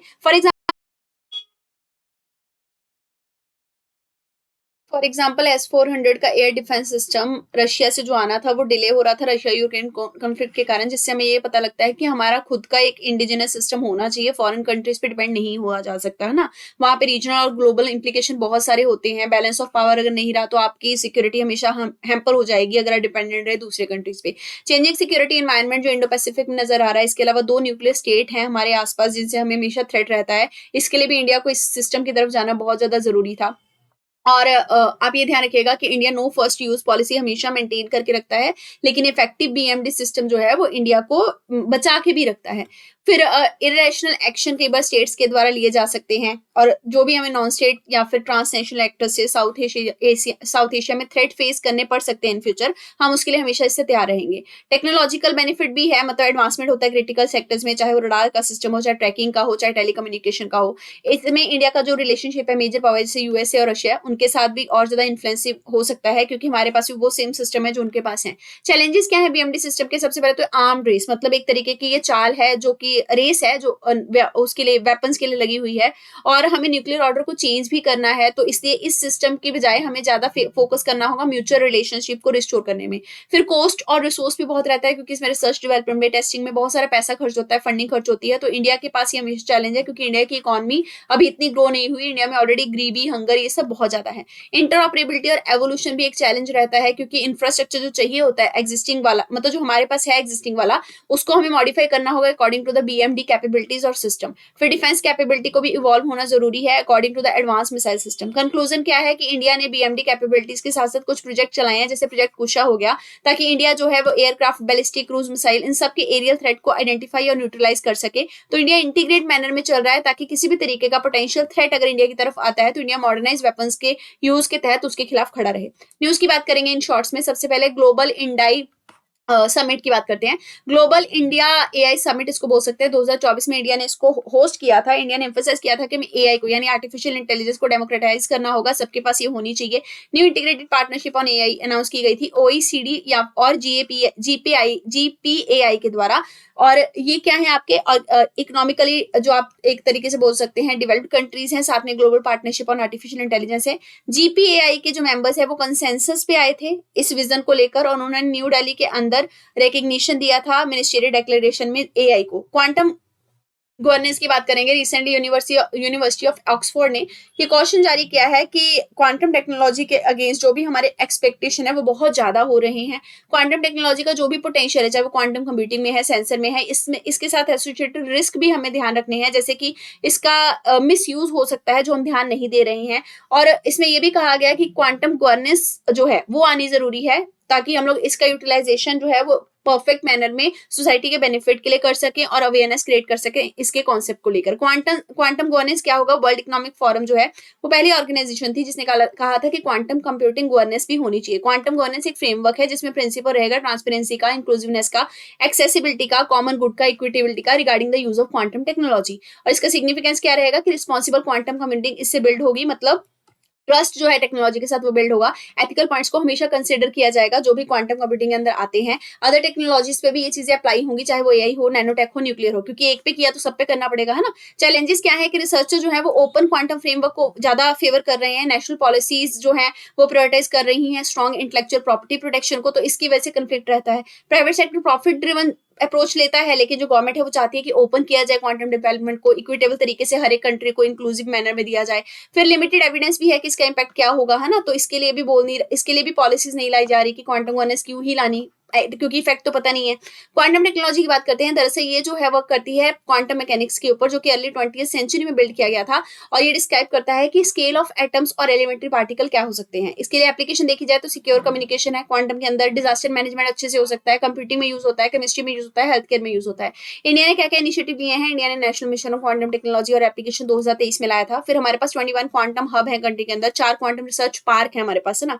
इसके अलावा बात करेंगे हम लोग स्नो ब्लाइंड मॉलवेयर के बारे में। ये नया मॉलवेयर है जो कि एंड्रॉइड के फोन्स में देखने को मिला। दरअसल ये टारगेट करता है एंड्रॉइड के डिवाइसेस को, वहां से स्टील करता है बैंकिंग इन्फॉर्मेशन और सेंसिटिव इन्फॉर्मेशन। मॉलवेयर का जो फुल फॉर्म है वो मैलिशियस सॉफ्टवेयर होता है, कोई भी प्रॉब्लम होता है जो आपकी फाइल के अंदर या आपके कंप्यूटर सिस्टम के अंदर जाके उसको इंटेंशनली हार्म करता है। जो भी पीपल है वो ये वायरस कहाँ से लेते हैं? जब वो किसी मैलिशियस ऐप को डाउनलोड कर लेते हैं किसी भी अनऑथेंटिकेटेड साइट से। इसके अलावा ये डिटेक्शन करना इसका बहुत मुश्किल होता है। फिर इसके जो फीचर्स हैं उनको मिसयूज किया जा सकता है सेंसिटिव इन्फॉर्मेशन को चुराने के लिए। Naturally existing DNA editing tool की बात करेंगे। साइंटिस्ट ने इसको डिस्कवर किया है जिसका नाम है ब्रिज रिकॉम्बिनेज मैकेनिज्म। दरअसल ये mobile genetic elements of jumping gene के प्रिंसिपल को यूज करता है। इसमें क्या करता है, ये पर्टिकुलरली किसी जीन को अगर मैनिपुलेट करना है, डीएनए को जैसे मैनिपुलेट करना है, तो उसके अंदर जो जंपिंग जीन होते हैं उसके अंदर मॉडिफिकेशन करता है। जंपिंग जीन एक छोटा सा डीएनए का सेगमेंट होता है जिसमें रिकॉम्बिनेज का एंजाइम होता है, और ये एक्स्ट्रा डीएनए के सेगमेंट के साथ ही होता है किसी भी जीन्स के एंड में। तो उस पॉइंट पे जाकर, मतलब जंपिंग जीन जो है वो उस पॉइंट, एक पॉइंट से दूसरे पॉइंट पे जाकर जहां एक तरीके से मैनिपुलेशन करना है वहां बाइंड हो जाते हैं और डीएनए को मैनिपुलेट कर देती हैं। जीन एडिटिंग क्या है, जेनेटिक मटेरियल को जो कि एक लिविंग ऑर्गेनिज्म के अंदर पाया जाता है उसको ऑल्टर करना। कैसे करना, उसमें कोई नया डीएनए इंसर्ट कर दिया, जेनेटिक मटेरियल है ना, उसको रिप्लेस कर दिया या डिलीट कर दिया डीएनए सीक्वेंस को, ये सब कैरेक्टरिस्टिक। बीआरएम क्या है, देखिए एक्स्ट्रा डीएनए होता है जंपिंग जीन्स के एंड में जो ज्वाइन हो सकता है टुगेदर और किसी भी डीएनए को कन्वर्ट कर सकता है सिंगल स्ट्रैंडेड आरएनए मॉलिक्यूल के अंदर। तो ये जो ब्रिज आरएनए मॉलिक्यूल है ये दो डीएनए सेगमेंट को बाइंड भी कर सकता है, जिसकी वजह से फ्लेक्सिबल मैनर में डीएनए मॉडिफिकेशन हो जाता है। डोनर और टारगेट लूप जो है वो प्रोग्राम किए जा सकते हैं इंडिपेंडेंट तरीके से। तो डीएनए का मॉडिफिकेशन टारगेट में और डोनर में बिल्कुल आसानी से जंपिंग जीन के थ्रू होता है। सिग्निफिकेंस क्या है इसका, इससे रिसर्चर जो है वो रीअरेंज, रिकम्बाइन, इन्वर्ट, डुप्लीकेट और मूव कर सकते हैं किसी भी लॉन्ग डीएनए सीक्वेंस को। इससे डेवलपमेंट हो सकता है एडवांस जीन एडिटिंग थेरेपी का, और इसमें डिफरेंट डिजीजेस को ट्रीट किया जा सकता है। जीन एडिटिंग टेक्नोलॉजी में कुछ और टेक्नोलॉजी है जैसे क्रिस्पर कैज़ाइन हो गया, जिसके अंदर हम एक टूल यूज करते हैं। वो टूल जाता है डीएनए को एक पर्टिकुलर पॉइंट पे जाके काटता है और फिर नए को इंसर्ट करता है और मॉडिफिकेशन करता है। फिर हमारे पास है टेल न्यूक्लियस, जिसमें हम न्यूक्लियस को यूज करते हैं, वो एक पर्टिकुलर जगह पे जाकर क्लीव कर देता है जेनोमिक सीक्वेंस को और फिर टारगेट जीन एडिटिंग करता है वहां पे। जिंक फिंगर न्यूक्लियस में हम लोग टारगेट करते हैं पर्टिकुलर जेनोमिक सीक्वेंस को और वहां पे उसको काटते हैं, उस हिसाब से वहां पे रिपेयरिंग करते हैं जो भी मॉडिफिकेशन चाहिए। आरएनए इंटरफेरेंस में हम लोग आरएनए मॉलिक्यूल को सीधे जाके टारगेट करते हैं। आरएनए आगे जाके जो इन्फॉर्मेशन फीड करता है डीएनए बनने के लिए, क्योंकि हमने आरएनए को मॉडिफाई कर दिया, तो जो भी हमें जीन एक्सप्रेशन एक्टिव नहीं करना है हमने मॉडिफाई कर दिया, तो डीएनए में वो कभी एक्सप्रेस हो ही नहीं पाएगा आगे चल के, है ना। तो इसी तरीके से जंपिंग जीन वाली टेक्नोलॉजी आई है। आगे बात करेंगे माइटोकॉन्ड्रियल डिजीज के बारे में। नया जो आईवीएफ प्रोसीजर है उसको माइटोकॉन्ड्रियल डोनेशन कहा जा रहा है, ऑस्ट्रेलिया के अंदर चल रहा है। इससे ना मीटो जो है उसको क्योर किया जा सकता है। तो माइटोकॉन्ड्रिया एक पावर हाउस होता है हमारे सेल का, जिसमें 90% तक एनर्जी होती है, सस्टेन करती है लाइफ को। तो इन माइटो क्या है, इनहेरिटेड मेटाबॉलिक कंडीशन है जो कि जेनेटिक म्यूटेशन की वजह से होती है जब डीएनए हमारा म्यूटेट कर जाता है। इसमें माइटोकॉन्ड्रिया की जो एबिलिटी होती है कि वो ऑक्सीजन और फूड को एनर्जी में कन्वर्ट कर पाए वो रुक जाती है। दो तरीके के मीटो होते हैं, मतलब दो तरीके के हमारे पास डीएनए, जैसे न्यूक्लियर डीएनए होता है जो कि दोनों पेरेंट से आता है, फिर डीएनए ऑफ माइटोकॉन्ड्रिया केवल हम मदर से लेते हैं, है ना। अब ये देखिए जो आपका मीटो का ट्रीटमेंट होगा वो ऐसे होगा कि जो मदर का डीएनए है ना, हम मदर का जो माइटोकॉन्ड्रिया है उसी में कुछ इस तरीके के चेंजेस करेंगे कि जो इनएबिलिटी क्रिएट हो रही है, मीटो नाम की बीमारी जो आ रही है वो ना ट्रांसफर हो पाए। अब हम बात करेंगे मोनोक्लोनल एंटीबॉडीज के बारे में। नीपा मोनोक्लोनल एंटीबॉडी का ट्रायल इंडिया में 2025 में शुरू होगा। मोनोक्लोनल एंटीबॉडीज को मोएब्स भी कहते हैं। ये लैब में बने हुए प्रोटीन होते हैं जो नेचुरल एंटीबॉडी की तरह ही होते हैं। एंटीबॉडी हमारी बॉडी का इम्यून सिस्टम है, मतलब हमारी बॉडी पे अगर कुछ अटैक हुआ तो एंटीजन कहते हैं उसको, है ना। फॉरेन मटेरियल आके अटैक कर रहा है, एंटीजन आ गए, तो हमारी बॉडी ने इन रिस्पॉन्स क्या किया, एंटीबॉडीज जनरेट करी जो उसको डिस्ट्रॉय करेंगे एंटीजन को। तो एप्लीकेशन क्या होगा हमारे मोनोक्लोनल एंटीबॉडी का, इसको हम डायग्नोस्टिक में जैसे एलिजा टेस्ट में यूज कर सकते हैं, डिजीज को ट्रीट करने में यूज कर सकते हैं, चाहे वो कैंसर हो, इन्फेक्शन हो, फिर हम एनालाइज कर सकते हैं डिफरेंट सेल टाइप्स को इसके अंदर।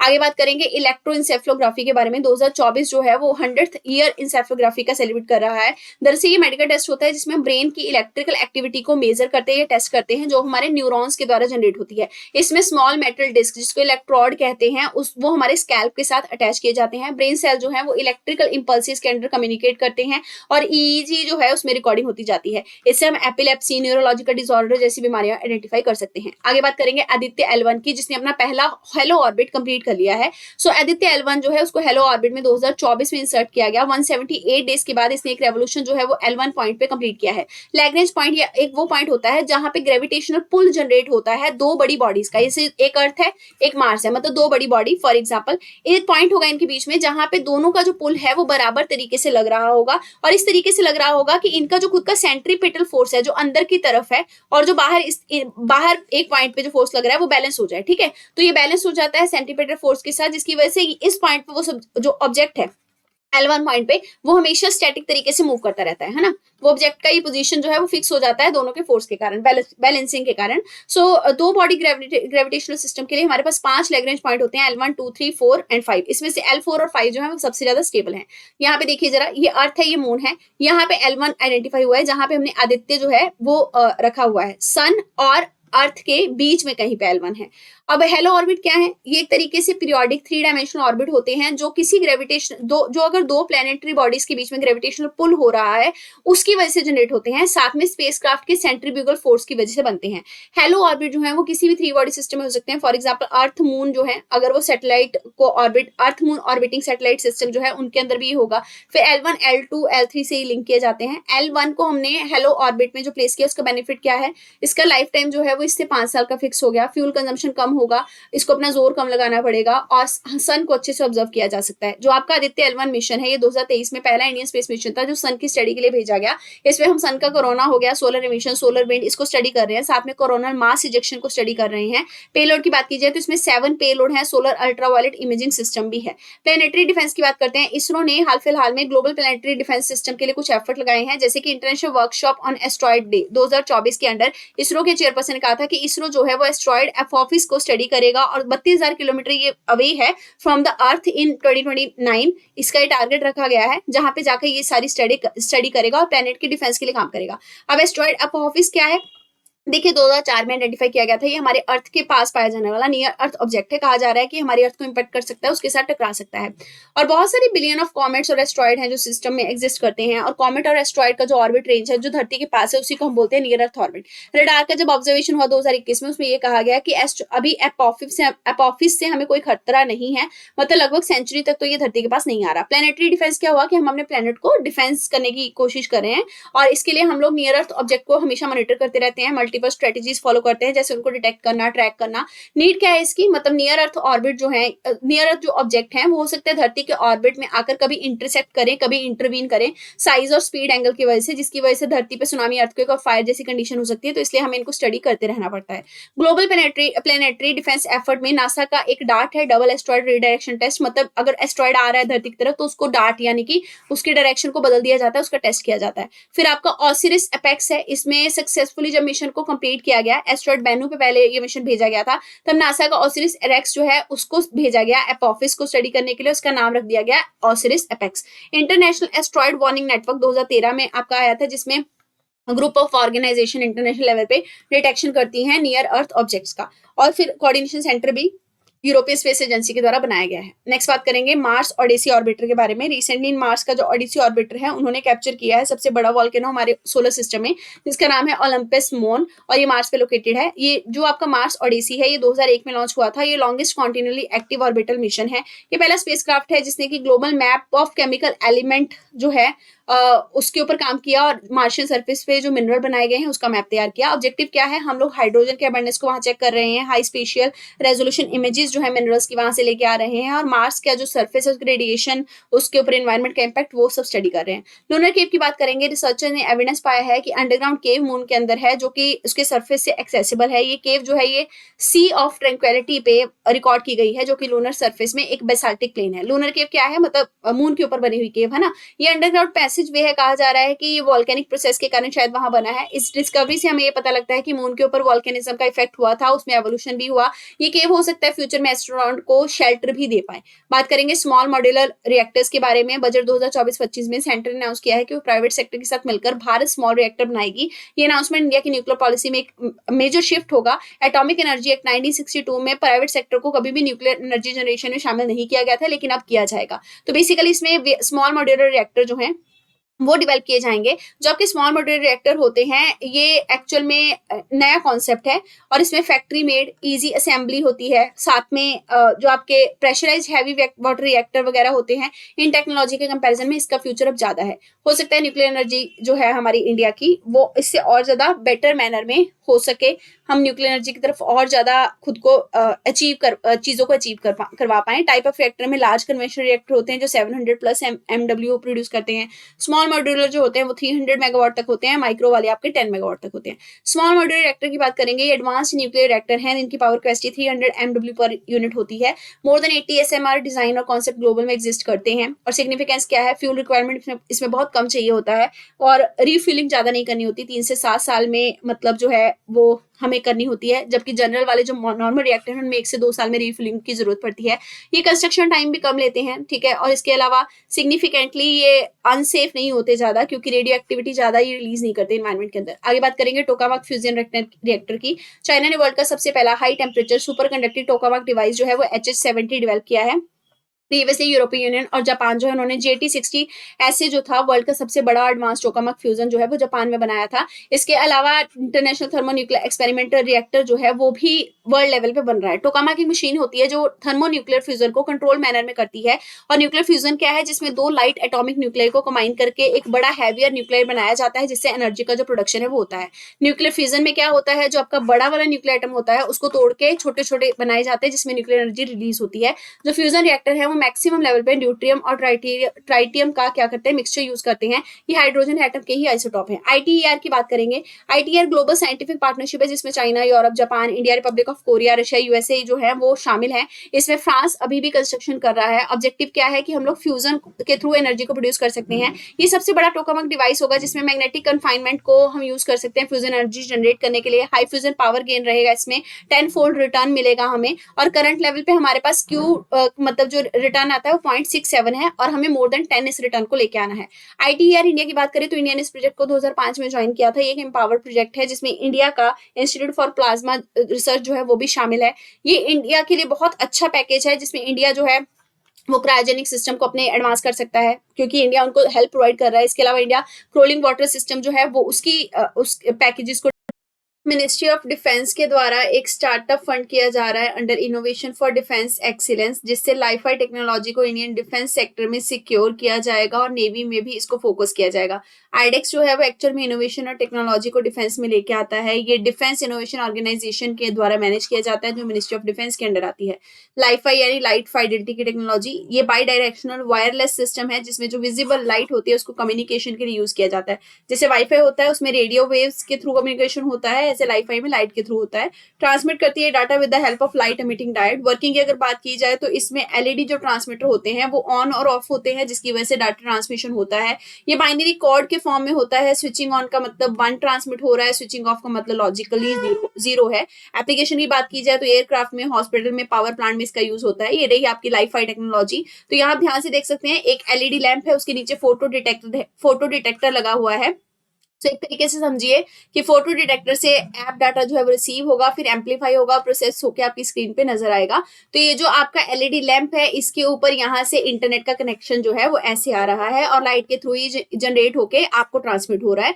तो ये फ्रिक्वेंसी चेंज होती रहती है और ये काफी फास्ट होती है और ह्यूमन आई को ये विजिबल नहीं होती। लाइफाई को अगर वाईफाई से कंपेयर करें तो डेफिनेटली लाइफाई जो है वो थोड़ा फास्ट है, लो इंटरफेरेंसेस में होती है, हाई बैंडविड्थ प्रोवाइड करता है, ये चीप है और सस्टेनेबल है, 10 गुना चीप है वाईफाई के कंपैरिजन में, और सिक्योर भी है क्योंकि लाइट जो है वो वॉल से पास होके, मतलब दीवार से पास होके दूसरी जगह नहीं जाएगी। जबकि जो रेडियो वेव है वाईफाई जिसके थ्रू चलता है वो दीवार से पार होकर बाहर भी सिग्नल जाता है, जिससे वाईफाई के थ्रू कोई भी कनेक्ट कर सकता है आपके कोड को डिक्रिप्ट करके। डिसएडवांटेज बस ये है कि इसकी रेंज बहुत छोटी है वाईफाई के कंपैरिजन में, और जहां पे लाइट नहीं पहुंचेगी उसकी रेंज के बियॉन्ड आप इसको एक्सेस नहीं कर सकते। स्टील स्लैग की बात करेंगे। प्रोसेसिंग और यूटिलाइजेशन ऑफ स्टील स्लैग के लिए गाइडलाइन जारी की गई है कि कैसे इसका रोड कंस्ट्रक्शन में यूज किया जाएगा। स्टील स्लैग की बात करें तो एक सॉलिड वेस्ट होता है जो कि स्टील मेकिंग के प्रोसेस के थ्रू जनरेट किया जाता है। इसमें कैल्शियम, आयरन, सिलिकॉन और मैग्नीशियम होते हैं। कि एप्लीकेशन में रोड बेस का जो कोर्स मटेरियल है इसमें स्टील स्लैग रोड टेक्नोलॉजी को यूज किया जाता है। साथ में ब्लेंडिंग मटेरियल को सीमेंट के लिए, फर्टिलाइजर के लिए यूज किया जाता है। बेनिफिट क्या है इसका? टेक्निकल बेनिफिट है कि रोड ज्यादा लंबे समय तक चलती है, स्किड रेजिस्टेंट होती है, और बिटुमिनस मतलब जो मटेरियल रोड को बनाने के लिए यूज होता है जो कि कोल का ही फॉर्म है, उससे ज्यादा ये सेफ है, इकोनॉमिकली वायबल है। एनवायरमेंटल मैनर में अगर देखा जाए तो इसमें जो स्टील स्लैग वेस्ट है उसको हम यूज कर पा रहे हैं, कार्बन फुटप्रिंट जो है वो कम होगा क्योंकि हम उस मटेरियल का रोड कंस्ट्रक्शन कर रहे हैं। डार्क ऑक्सीजन की बात करेंगे। साइंटिस्ट के द्वारा डार्क ऑक्सीजन को 13,100 फीट के डीप पे पैसिफिक ओशन में डिस्कवर किया गया है। कहा जाता है कि डार्क ऑक्सीजन वो ऑक्सीजन है जो प्रोड्यूस की जाती है without the process of photosynthesis. Study के हिसाब से ये मेटेलिक नोड्यूल्स जो होते हैं उसके द्वारा जनरेट होती है और ये समुद्र के तल पे प्रेजेंट होते हैं। ये नेचुरल मेटल फॉर्मेशन जो है ये कैटलाइज करता है स्प्लिटिंग ऑफ सी वाटर को, जिसमें वाटर आपका हाइड्रोजन और ऑक्सीजन में टूट जाता है। प्रीवियसली कहा जाता था कि most of the oxygen marine plant से आती है फोटोसिंथेसिस के कारण, लेकिन अब नई डिस्कवरी भी हुई है। डिस्कवरी ये बोलती है कि जो पैराडिगम है ऑक्सीजन प्रोडक्शन का वो शिफ्ट हो रहा है, क्योंकि अर्थ में पहले ये केवल एक्सेसिबल होती थी फोटोसिंथेसिस के प्रोसेस के थ्रू, अब इस इन बाकी प्रोसेसेस के थ्रू भी होने लग गई है। बात करेंगे डेनिसोवैन की। साइंटिस्ट ने आइडेंटिफाई किया है बोन को जो कि तिब्बतन बैशिया कास्ट केव में मिले हैं। कहा जा रहा है कि ये डेनिसोवैन इंडिविजुअल के हैं। दरअसल ये एक्सटिंक्ट स्पीशीज हैं होमिनिड के और ये क्लोज रिलेटिव है मॉडर्न ह्यूमन के। साइबेरिया से साउथ ईस्ट एशिया तक लास्ट आइस एज में ये रहा करते थे। डीएनए एविडेंस ये सजेस्ट करता है कि ये जो डेनिसोवैन है ये शायद निएंडरथल और मॉडर्न ह्यूमन दोनों से मिलते जुलते हैं। कॉमन एंसेस्टर शेयर करते हैं ये, जिनका नाम है होमो हेडेलबर्गेनिस, और ये कहा जाता है अफ्रीका में रहा करते थे और ये मॉडर्न ह्यूमंस और निएंडरथल दोनों को बिलोंग करते हैं। लास्ट यूनिवर्सल कॉमन एंसेस्टर की बात करेंगे। साइंटिस्ट ने सजेस्ट किया कि लूका जो है वो शायद 300 मिलियन ईयर्स, जब धरती का फॉर्मेशन हुआ था उसके बाद से फॉर्म हुआ था। सो दरअसल ये एस्टिमेट लगाया जा रहा है कि ये 4.2 बिलियन ईयर्स एगो है। लूका जो है उसमें रिसर्चर बिलीव करते हैं कि 3 ब्रांचेस होती हैं लाइफ की, बैक्टीरिया, आर्किया और यूकेरिया, और ये ओरिजिनेट हुई है एक सिंगल माइक्रोब से जिसको लूका कहते हैं। कोई फॉसिल एविडेंस इसको सपोर्ट करने वाला भी नहीं मिला है। कैरेक्टरिस्टिक में देखा जाए तो ये एनारोबिक था, ऑक्सीजन की एब्सेंस में भी एग्जिस्ट करता था, थर्मोफाइल था, हीट मतलब हीट वाले एरिया में माइक्रोब रहा करते थे। मेटाबॉलिज्म की बात की जाए तो हाइड्रोजन, कार्बन डाइऑक्साइड, नाइट्रोजन पे ये डिपेंड करते थे। उसके बाद ये अमोनिया जैसे कंपाउंड बनाते थे। इंटरनेशनल मैथमेटिकल ओलंपियाड की बात करें तो 6 मेंबर स्टूडेंट टीम जो है इंडिया की तरफ से, उन्होंने 4 गोल्ड मेडल, 1 सिल्वर और 1 honourable mention international mathematical olympiad में हासिल किया। ये बेस्ट परफॉर्मेंस है इंडिया की इस ओलंपियाड में जब से डेब्यू किया है 1989 के बाद से। आईएमए की बात करें तो ये एक वर्ल्ड चैंपियनशिप है, मैथमेटिक कंपटीशन होता है इसमें हाई स्कूल स्टूडेंट का, और ये एनुअली डिफरेंट कंट्रीज में किया जाता है। पहली बार ये 1959 में रोमानिया के अंदर किया गया था। इसमें गोल्ड, सिल्वर और ब्रॉन्ज मेडल दिए जाते हैं, साथ में ऑनरेबल मेंशन भी होता है अगर आपके एफर्ट्स अच्छे हैं तो। आगे बात करेंगे कल्चर की, जिसमें सबसे पहली न्यूज है असम के चारेदेव मोदाम के बारे में। देखिए कहा जा रहा है कि इसको ऑफिशियली यूनेस्को की वर्ल्ड हेरिटेज लिस्ट में शामिल कर लिया गया है। तो डिसीजन लिया गया 46th world heritage committee session में, जो कि दिल्ली में हुआ था। तो जो आपके जो मोदाम है, इनको मैदान भी कह सकते हैं, ये असम के चौरेदर डिस्ट्रिक्ट में आते हैं। ये रिकमेंड किए गए थे कि यूनेस्को वर्ल्ड हेरिटेज लिस्ट में शामिल होने चाहिए क्योंकि इनकी कल्चरल प्रॉपर्टी बहुत ज्यादा है। फर्स्ट टाइम ऐसी साइट है नॉर्थ ईस्ट की जिसने यूनेस्को की कल्चरल कैटेगरी में अपना नामो निशान शामिल करवाया है। वर्ल्ड हेरिटेज साइट से लोगों को इसके बारे में अवेयरनेस मिलेगी, इसके प्रिजर्वेशन के एफर्ट बढ़ेंगे और इसको टूरिज्म के थ्रू भी सपोर्ट मिलेगा। इंडिया की अब total UNESCO world heritage site जो है 43 हो चुकी है, जिसमें 3 आपकी असम के अंदर है। एक आपका ये चारेदेव मैदान हो गया, फिर एक काजीरंगा नेशनल पार्क है और एक मानस नेशनल पार्क है। चारेदेव मैदान की बात करें तो ये आपका पटकाई रेंजेस में ईस्टर्न असम में फुट हिल पे लोकेटेड है और ये एक होम है रॉयल नेक्रोपोलिस का, टाई होम डायनेस्टी का, और कहा जाता है कि इजिप्शियन पिरामिड जो थे पिरामिड उनके कंपैरेबल में है। ये होम फॉर स्पिरिट भी कहे जाते हैं कि ये सिंबलाइज करते हैं कि धरती पे स्वर्ग है एक तरीके से। मतलब आप इसको ऐसे समझिए कि क्रिमेशन ग्राउंड है ना, जहाँ पे देह संस्कार वगैरह हुआ करते थे। तो आर्किटेक्चर फीचर में देखें तो बनियान ट्रीज है यहाँ पे। इसके अलावा कॉफिन्स के लिए भी पेड़ों को यूज किया गया है। वाटर बॉडी क्रिएट की गई है इसके आसपास। हर एक मैदान में आपको एक अर्दन माउंड मिलेगा जो कि सेंट्रल श्राइन के द्वारा टॉप किया होगा, जैसे ये श्राइन है यहाँ पे। फिर ऑक्टेगनल वॉल होगी जिसको गढ़ भी कहते हैं और ये टाई यूनिवर्स को सिंबलाइज करती है। ब्रिक और स्टोन का वॉल्ट होगा और ग्रेव पिट होगी जिसको गर्भ कहते हैं। फिर प्रोटेक्शन ऑफिसर में देखें तो होम रेन के टाइम पे मोदाम जो है इनको स्पेशल ऑफिसर प्रोटेक्ट करते थे जिनका नाम था मोदाम फुकन्स, और ये गार्ड हुआ करते थे, इनको मोदामिया भी कहते थे। और ये आफ्टर लाइफ में भी बिलीव करते थे, मतलब इनकी जो ग्रेव होती है उसमें फूड, हॉर्स, एलिफेंट सबको रखा जाता था, ये सोचते हुए कि हाँ जो इंसान मरा है वो आगे चल के अगली जिंदगी में इनको यूज कर पाएगा। बरियल प्रैक्टिस में देखा जाए तो ये साइट रिवील करती है कि 2 बरियल प्रैक्टिस होती थी। प्री 17वीं सेंचुरी के आसपास जो बॉडी थी उनको इम्बाम किया जाता था और फिर टॉम में दफना दिया जाता था। उसके बाद क्रीमेटेड एशेस जो थी उनको अलग से बरी किया जाता था। ये एवोल्यूशन जो हुआ वो क्रिटिकल एविडेंस है कि ताई होम लोकलाइजेशन का प्रोसेस जो था वो ओवर द टाइम मतलब इवॉल्व होता चला गया। कल्चरल कॉन्टिन्यूटी भी दिखाता है क्योंकि यहाँ पे कुछ रिचुअल जैसे कि मेदा मेफी जो कि एंसेस्टर वर्शिप का फॉर्म है वो किया जाता है। फिर तर्पण किया जाता है जो लिबरेशन सेरेमनी है, अभी भी ये होती है, 600 साल पुरानी है। डिस्कवरी की बात की जाए तो अर्लीस्ट जो स्केच होते थे ग्राउंड प्लेन ऑफ मोदाम के वो पब्लिश किए गए थे एशियाटिक सोसाइटी ऑफ बंगाल के द्वारा। और एशियाटिक सोसाइटी ऑफ बंगाल आपकी जब बनी थी उसके बाद 1848 में ये पब्लिशिंग हुई थी by the sergeant C Clayton. Features क्या है जो कि इसको एक्सेप्शनल बनाते हैं चारेदेव मैदान को? सबसे पहले तो ये वेल प्रिजर्व्ड है, मतलब ये उस एरिया में पाए जाते हैं जहाँ ब्रह्मपुत्र वैली है। और कहा जाता है कि ये वेल प्रिजर्व्ड भी हैं, एडवांस्ड इंजीनियरिंग के उस पे फीचर्स पे बने हुए हैं, मतलब स्टेबल स्ट्रक्चर है, इसमें वॉल्ट है, वाटर सिस्टम भी है और सिज्मिक इम्पैक्ट भी हाईलाइट किया हुआ है, मतलब उसको ध्यान में रखते हुए बनाए गए हैं। कल्चरल ट्रांजिशन भी दिखाता है, हिंदुइज्म के इन्फ्लुएंस के साथ साथ अहोम जो थे उन्होंने क्रिमेट करना शुरू किया अपने डेड को, मतलब उन्होंने फॉलो किया हिंदुइज्म का रिचुअल। ये बरियल सिस्टम जो है अभी भी प्रैक्टिस किया जाता है, जो प्रीस्ट सेक्शन होता है होम उनके द्वारा। अब यहाँ ध्यान रखेंगे कि बुरांजी जो है ये जनरल है historical Chronicle of Ahom dynasty का, और ये ऑथेंटिक सोर्स है इन्फॉर्मेशन का, ये बताने के लिए कि रॉयल नेक्रोपोलिस लैंडस्केप और इसका स्पिरिचुअल मैनिफेस्टेशन क्या था होम डायनेस्टी के अंदर। कुछ और बरियर प्रैक्टिस जानने से पहले यहाँ ध्यान रखेंगे कि कुछ और इंडिया के इनिशिएटिव लिए गए 46 session of world heritage list की मीटिंग के टाइम पे, जैसे कि 1 मिलियन का grant UNESCO world heritage centre को दिया जाएगा ग्लोबल साउथ कंट्रीज में वर्ल्ड हेरिटेज को प्रोटेक्ट करने के लिए। इसके अलावा cultural property agreement India USA के बीच में साइन किया गया ताकि कल्चरल प्रॉपर्टी का इलीगल ट्रैफिकिंग रोका जा सके। ये 1970 की यूनेस्को कन्वेंशन को फॉलो भी करता है और दोनों कंट्रीज इसके मेंबर हैं। Agreement archaeological survey of India और international centre for study of preservation and restoration of cultural property के बीच में भी किया गया ताकि टेंजिबल हेरिटेज को और भी ज्यादा प्रिजर्व किया जा सके। अब बात करेंगे कुछ और प्रैक्टिसेस की जो बरियल के लिए यूज होती थी इंडिया में। जैसे हड़प्पा सिविलाइजेशन में अगर देखा जाए तो ग्रेव्स मिलते थे जिनमें डेड बॉडीज को दफनाया जाता था नॉर्थ से साउथ डायरेक्शन में। कॉफिन बरियल भी मिलते थे हड़प्पा से। लोथल से कुछ एग्जाम्पल मिले हैं कि स्केलेटन जो है वो पेयर के फॉर्म में मिले हैं, मेल और फीमेल को एक ही कॉफिन में दफनाया गया हो। फिर केयरफुल प्लेसमेंट ऑफ बॉडीज जो है हड़प्पा सिविलाइजेशन में वो देखने को मिलता है विद द ऑर्नामेंट्स, मतलब उनके साथ ऑर्नामेंट और कुछ ऑब्जेक्ट दफनाए जाते थे जिससे लगता है कि वो ये मानते थे कि लाइफ आफ्टर डेथ भी एग्जिस्ट करती है। मेगालिथ की बात करेंगे, ये एक बरियल स्टाइल है जिसमें पत्थरों को सीधा खड़ा करके डेड को उसके बीच में दफनाया जाता था। ये ओरिजिन जो है ये हमें नियोलिथिक और कैल्कोलिथिक पीरियड की याद दिलाता है, मतलब उससे बिलोंग करता है। ऐसे बरियल आपको इनामगांव महाराष्ट्र में देखने को मिलेंगे। Most of the south Indian megalithic site जो है वो आयरन से एसोसिएट की जाती है, मतलब उसमें स्टोन का नहीं आयरन का यूज किया जाता था और इसीलिए इसको आयरन एज भी कहा जाता है कि आयरन एज के मेगालिथ है। इसके अलावा ये डेथ और आफ्टर लाइफ पे बिलीव करते थे, ये भी नजर आता है क्योंकि कुछ गुड्स और पोर्ट्री भी मिलते थे कई बार दफनाने वालों के साथ। जैसे हीरे बेंकल मेगालिथ साइट है जो कि आपके कोप्पल डिस्ट्रिक्ट कर्नाटका में है, ये यूनेस्को की टेंटेटिव लिस्ट में भी शामिल है। यूनेस्को वर्ल्ड हेरिटेज कमेटी की बात करेंगे, देखिए इसको ना वर्ल्ड हेरिटेज कन्वेंशन जो हुई थी 1972 में 17 सेशन वहां पे एस्टेब्लिश किया गया।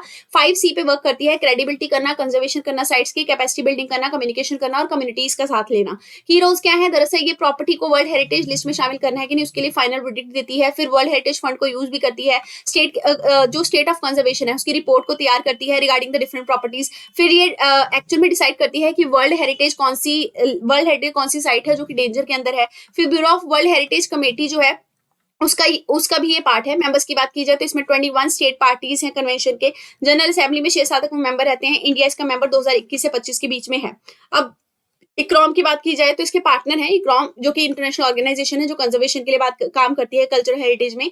इसके अलावा ये इंटरनेशनल एनजीओ है जो डेडिकेटेड है for the conservation of landscape heritage and architectural heritage. Next बात करेंगे पिलग्रिम कॉरिडोर प्रोजेक्ट के बारे में। यूनियन बजट 2024-25 में अनाउंस किया गया कि कॉरिडोर प्रोजेक्ट जो है वो विष्णुपद टेम्पल गया में और महाबोधि टेम्पल बोध गया में बिहार में डेवलप किया जाएगा। देखिए जो आपको विष्णुपद और महाबोधि टेम्पल है ना ये 10 किलोमीटर दूर है एक दूसरे से, और ये कॉरिडोर जो प्रोजेक्ट है ये काशी विश्वनाथ टेम्पल कॉरिडोर जो वाराणसी में बना है उससे इंस्पायर्ड है। ये जो फाउंडेशन स्टोन है इस कॉरिडोर का वो 2019 में रखा गया था। कॉन्सेप्चुअलाइज है ये एज अ प्रोजेक्ट जिसमें हम श्री काशी विश्वनाथ टेम्पल को गंगा के किनारों के साथ जोड़ने की कोशिश कर रहे हैं और ये काफी हद तक जोड़ भी चुका है।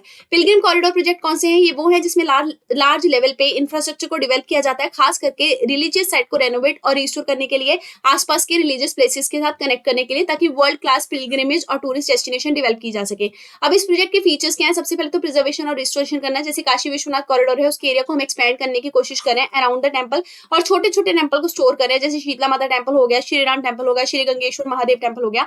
फिर हेरिटेज को डेवलप करने के लिए उसका एमेलगेमेशन किया जाता है। For example Mahakal law corridor जो है इसमें नंदी द्वार और पिनाकी द्वार को आपस में जोड़ा गया है और शिव पुराण की स्टोरीज जो है वो डिपेक्ट की गई है मुराल्स के थ्रू। मुराल्स क्या होते हैं, दीवार पे बड़ी बड़ी पेंटिंग्स टाइप करना, है ना। फिर विजिटर एक्सपीरियंस को एनहांस किया जाता है, कंजेशन नहीं होने दिया जाता, वहां पे रेस्ट रूम बनाए जाते हैं, शॉप्स बनाई जाती हैं ताकि आपको वहां पे घूमने में अच्छा लगे। टूरिज्म और इकोनॉमी को डेफिनेटली ये थोड़ा अप करता है, बूस्ट करता है। पिलग्रिम कॉरिडोर प्रोजेक्ट जो है ये दरअसल सिग्निफिकेंट बूस्ट देते हैं रिलीजियस टूरिज्म को। चैलेंजेस की बात करें तो कौन कौन से चैलेंजेस है, सबसे पहले तो रिहेबिलिटेशन का इशू है, मतलब मोर देन 17 एकड़ ऑफ लैंड जिसमें कि आपके 5 गांव आते हैं वो Jagannath heritage heritage corridor project लिए एक्वायर किए गए। फिर ओल्ड स्ट्रक्चर को डिमोलिश किया खत्म करना पड़ता है, मतलब एंशिएंट टेम्पल जो है काशी विश्वनाथ कॉरिडोर प्रोजेक्ट में कहा गया कि उसको भी डिमोलिश किया गया थोड़े मात्रा में। सस्टेनेबिलिटी के कंसर्न भी रहते हैं, मतलब हो सकता है कि लार्ज स्केल कंस्ट्रक्शन से नेगेटिव इफेक्ट पड़े लोकल एनवायरमेंट के ऊपर, जैसे वहां पोल्यूशन हो, डिफॉरेस्टेशन हो।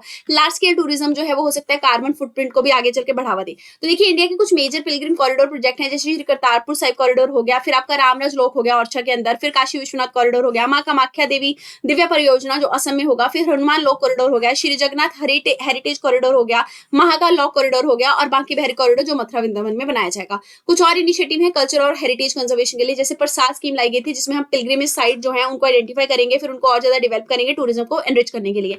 हृदय स्कीम इसलिए लाएगी ताकि अर्बन प्लानिंग को, इकोनॉमिक ग्रोथ को और हेरिटेज कंजर्वेशन को साथ साथ चलाया जा सके। स्वदेश दर्शन स्कीम हमने लाई थीम बेस्ड टूरिस्ट सर्किट बनाने के लिए, मतलब एक पर्टिकुलर थीम को लेते हुए, जैसे बुद्धिस्ट सर्किट बना दिए, फिर रामायण के सर्किट बना दिए, रामायण के प्लेसेस को कनेक्ट करके ऐसे। अडॉप्ट अ हेरिटेज 2.0 स्कीम हमने लाई ताकि कॉर्पोरेट स्टेक होल्डर या प्राइवेट सेक्टर को भी प्रिजर्वेशन ऑफ मॉन्यूमेंट में लाया जा सके। पर्वतमाला परियोजना हमने लाई ताकि हम रिलीजियस और टूरिस्ट कनेक्टिविटी बना सके, खास करके पहाड़ों वाले एरिया में। काशी तमिल संगमम में हमने क्या किया है कि जो पुराने एज ओल्ड एंशिएंट लिंक है तमिलनाडु और काशी के, उनको आपस में कनेक्ट करने की कोशिश कर रहे हैं। अब आगे क्या कर सकते हैं हम लोग, हेरिटेज इंपैक्ट असेसमेंट प्रॉपर्ली करना चाहिए जब हम कहीं पे भी रेनोवेशन करने की कोशिश कर रहे हैं। कम्युनिटी पार्टिसिपेशन जरूरी है, खास करके लोकल कम्युनिटी का, अगर आप लैंड को एक्वायर भी कर रहे हैं तो। सस्टेनेबल टूरिज्म होना चाहिए, मतलब हमें लाइफ मिशन जो इंडिया चला रहा है उसके अंदर ट्रैवल फॉर लाइफ को भी ध्यान रखना है, मतलब हम सस्टेनेबल टूरिज्म प्रैक्टिसेस को अडॉप्ट करेंगे ताकि नेचर भी कंजर्व रहे और टूरिज्म भी बूस्ट हो सके। विष्णुपद टेम्पल की बात करें तो गया बिहार में फाल्गु रिवर के किनारे पे, यहाँ आप देख सकते हैं, कहा जाता है कि यहाँ पे लॉर्ड विष्णु जी का बहुत बड़ा फुटप्रिंट है, जिसको हम धर्मशिला भी कहते हैं। ये बेसाल्ट रॉक पे है, ये फुटप्रिंट 4 सिंबल से ढका हुआ है, जैसे कॉन्च शेल हो गया जिसको शंख कहते हैं, फिर व्हील, चक्र, मेष, गदा और लोटस आपका पद्मा। हिंदू मैथोलॉजी के हिसाब से ये फुटप्रिंट तब बना था जब लॉर्ड विष्णु ने डेमन गयासुर जो था उसके डेमन के हेड के ऊपर अपना पांव रखा था। ये सेक्रेट साइट महाभारत और रामायण में भी शामिल की गई है। कहा जाता है कि भगवान राम ने यहाँ पे पिंडदान किया था अपने पिताजी का। रिस्टोरेशन की बात की जाए तो कहा जाता है कि करंट जो स्ट्रक्चर है वो देवी अहिल्याबाई होलकर के द्वारा इंदौर में 1787 में बनाया गया था। महाबोधि टेम्पल कॉम्प्लेक्स बोधगया बिहार के अंदर है, यूनेस्को वर्ल्ड हेरिटेज साइट है। ये पहला टेम्पल है जो कि एम्परर अशोका ने 3rd सेंचुरी बीसी में बनाया था। करंट टेम्पल का जो स्ट्रक्चर है वो 5th और 6th सेंचुरी से बिलोंग करता है, लेट गुप्ता पीरियड से। मतलब मेन टेम्पल की बात की जाए तो इसका आर्किटेक्चर स्टाइल जो है वो कर्वीलिनियर है और इसमें आमलाका और कलश यहाँ आपको नजर आते हैं। इसके अलावा ये नगारा टेम्पल है, नगारा मतलब फीचर में बनाया गया है, लेकिन द्रविड़ वन के फीचर्स में यूज नहीं हुए। इसमें एंट्रेंस ईस्ट और नॉर्थ दोनों साइड से है और इसमें मोल्डिंग भी लगाई गई है, हनी सकल और गीस डिजाइन भी यूज किया गया है। वज्र आसन यानी डायमंड थ्रोन भी है इसके अंदर, जहाँ पे बुद्धा को दिखाया गया है कि वो बैठे और मेडिटेट कर रहे हैं। ये ओरिजिनली एम्परर अशोक ने ही इंस्टॉल किया था मेडिटेशन के फॉर्म में। 7 सीक्रेट साइट है, एक तो सेक्रेड बोधि ट्री हो गया, मतलब ये वेस्ट ऑफ टेम्पल में लोकेटेड है। कहा जाता है कि यहाँ पे बुद्धा ने एनलाइटनमेंट अटेन किया था। फिर कुछ और सेक्रेट प्लेसेस में आपका है अनिमेचोलन चैत्या जो कि प्रेयर हॉल है, फिर रत्ना चक्रमा जो कि ज्वेल्ड एम्बुलेटरी है, फिर रत्नागढ़ चैत्या, अजपाल निग्रो ट्री। कहा जाता है कि बुद्धा जो थे उन्होंने यहाँ पे भी 5th वीक में मेडिटेशन किया था। लोटस पॉन्ड है एक, और एक आपका राजतना ट्री है। बुद्धा जो थे उन्होंने 4 मोस्ट इंपॉर्टेंट प्लेसेस के बारे में खुद मेंशन किया है बुद्धिस्ट धर्म यात्रा में। सबसे पहला लुम्बिनी जहाँ पे उनका जन्म हुआ था, बोधगया जहाँ पे उनको एनलाइटनमेंट मिला था, सारनाथ जहाँ पे उन्होंने सबसे पहला सरमन अपना दिया था, कुशीनगर जहाँ पे उनको महापरिनिर्वाण जो है वो प्राप्त हुआ था। न्यूज इन शॉर्ट में सबसे पहले देखेंगे श्री जगन्नाथ टेम्पल के बारे में। रत्ना भंडार जो है सेक्रेट ट्रेजरी, रत्ना भंडार जो कि सेक्रेट ट्रेजरी है श्री जगन्नाथ टेम्पल का, उसको रीओपन किया गया 46 साल के बाद। ओडिशा गवर्नमेंट ने हाई लेवल की कमेटी भी इसके लिए बैठाई थी, मतलब जो भी रत्न भंडार से निकला उसको यूज करने के लिए, रिस्टोर करने के लिए। एडिशनल लेवल पे अगर देखा जाए तो मगज लड्डू ओडिशा का धिनकन डिस्ट्रिक्ट में एग्जिस्ट करता है। ये वन ऑफ द 56 भोग प्रसाद है जो श्री जगन्नाथ टेम्पल में लगता है, इसको जीआई टैग मिला है। रत्न भंडार की बात करें तो ये नॉर्दर्न साइड में आता है जगमोहना के, यानी कि असेंबली हॉल ऑफ टेम्पल के। इसमें आपका बाहर भंडार यानी आउटर चैम्बर और भीतर भंडार दोनों आते हैं। ये चैम्बर में ज्वेल्स भी होते हैं। ज्वेल किसके हैं? 3 सिबलिंग्स डाइटीज के, जो कि यहाँ पे डाइटी या मूर्तियां हैं, जैसे लॉर्ड आपके बालभद्रा हो गए, जगन्नाथ हो गए, देवी सुभद्रा। श्री जगन्नाथ टेम्पल पूरी ओडिशा को व्हाइट पगोड़ा कहते हैं। देखिए ये लॉर्ड जगन्नाथ को, यानी कि जो लॉर्ड विष्णु के इनकारनेशन है उनको डेडिकेटेड है। फिर सिस्टर देवी सुभद्रा है इनकी, और एल्डर ब्रदर जो है वो आपके लॉर्ड बालभद्रा है। ये इसको अनंत वर्मन के द्वारा बनाया गया था जो गंगा डायनेस्टी के फाउंडर थे 12th सेंचुरी एडी के आसपास। आर्किटेक्चर स्टाइल को अगर देखा जाए तो ये कलिंगा आर्किटेक्चर को बिलोंग करता है। इसमें 4 कंपोनेंट है। सबसे पहले तो विमान और द्यूला है जिसको गर्भगृह कहते हैं, जो कि नगारा टाइप में रेख दूल्हा स्टाइल में बनाया गया है, जिसके अंदर भगवान की मूर्तियां रखी गई हैं। फिर जगमोहना है जो कि पिद द्यूला के स्टाइल में बना हुआ है फॉर्म में। इसके अलावा आपका नाथ मंडप है जहां ऑडियंस है बैठती है, या डांसिंग हॉल भी इसको कहा जाता है। फिर भोग मंडप है जहां पे रेजिडेंट ऑफरिंग दी जाती है। अब बात करते हैं आउटर वॉल की, तो फिगर्स आउटर वॉल में आपको विष्णु, जी की मूर्तियां और 24 फॉर्म्स ऑफ विष्णु जो है वो भी देखने को मिलेंगे। तो यहाँ आप देख सकते हैं, यहाँ रेखा द्यूल सबसे ऊपर में आपको रेखा द्यूल टाइप का आर्किटेक्चर देखने को मिलेगा, फिर यहाँ पे पिद टाइप का है, फिर बाधा है, फिर गंडी है। अलग अलग मतलब स्टेजेस पे अलग अलग टाइप का आर्किटेक्चर या फीचर आपको देखने को मिलेंगे। वर्ल्ड का ओल्डेस्ट केव पेंटिंग है, उसकी बात करेंगे, जो कि हाल फिलहाल में लियांग क्राम्पुंग केव में इंडोनेशिया में पाया गया। ये 51,000 साल से भी ज्यादा पुराना पेंटिंग है। प्रीवियसली जो ओल्डेस्ट नॉन पेंटिंग था वो आपका मिला था 45,000 साल पुराना, और कहा जाता है कि ये पेंटिंग जो है ये स्पेन के मेल्ट्रीवर्सी जो केव है, जो कि निएंडरथल को बिलोंग करने वाला पेंटिंग है, उससे जो पुराना है वो नहीं है, क्योंकि कहा जा रहा है कि जो स्पेन के अंदर निएंडरथल जो आपके एवोल्यूशन ऑफ ह्यूमन के फॉर्म है, उनका जो केव मिला था, सॉरी उनका जो पेंटिंग मिला था वो 64,000 पुराना था। तो देखिए, जो करमपॉन केव पेंटिंग है उसकी बात करते हैं। इसका जो एज है वो हम कैसे पता करेंगे? यूरेनियम बेस्ड डेटिंग टेक्नोलॉजी से पता करेंगे। इसमें स्टैंडिंग पिग आपको दिखते हैं और 3 स्मॉल ह्यूमनॉइड फिगर मिलते हैं जो कि डार्क रेड पिगमेंट से बने हुए हैं।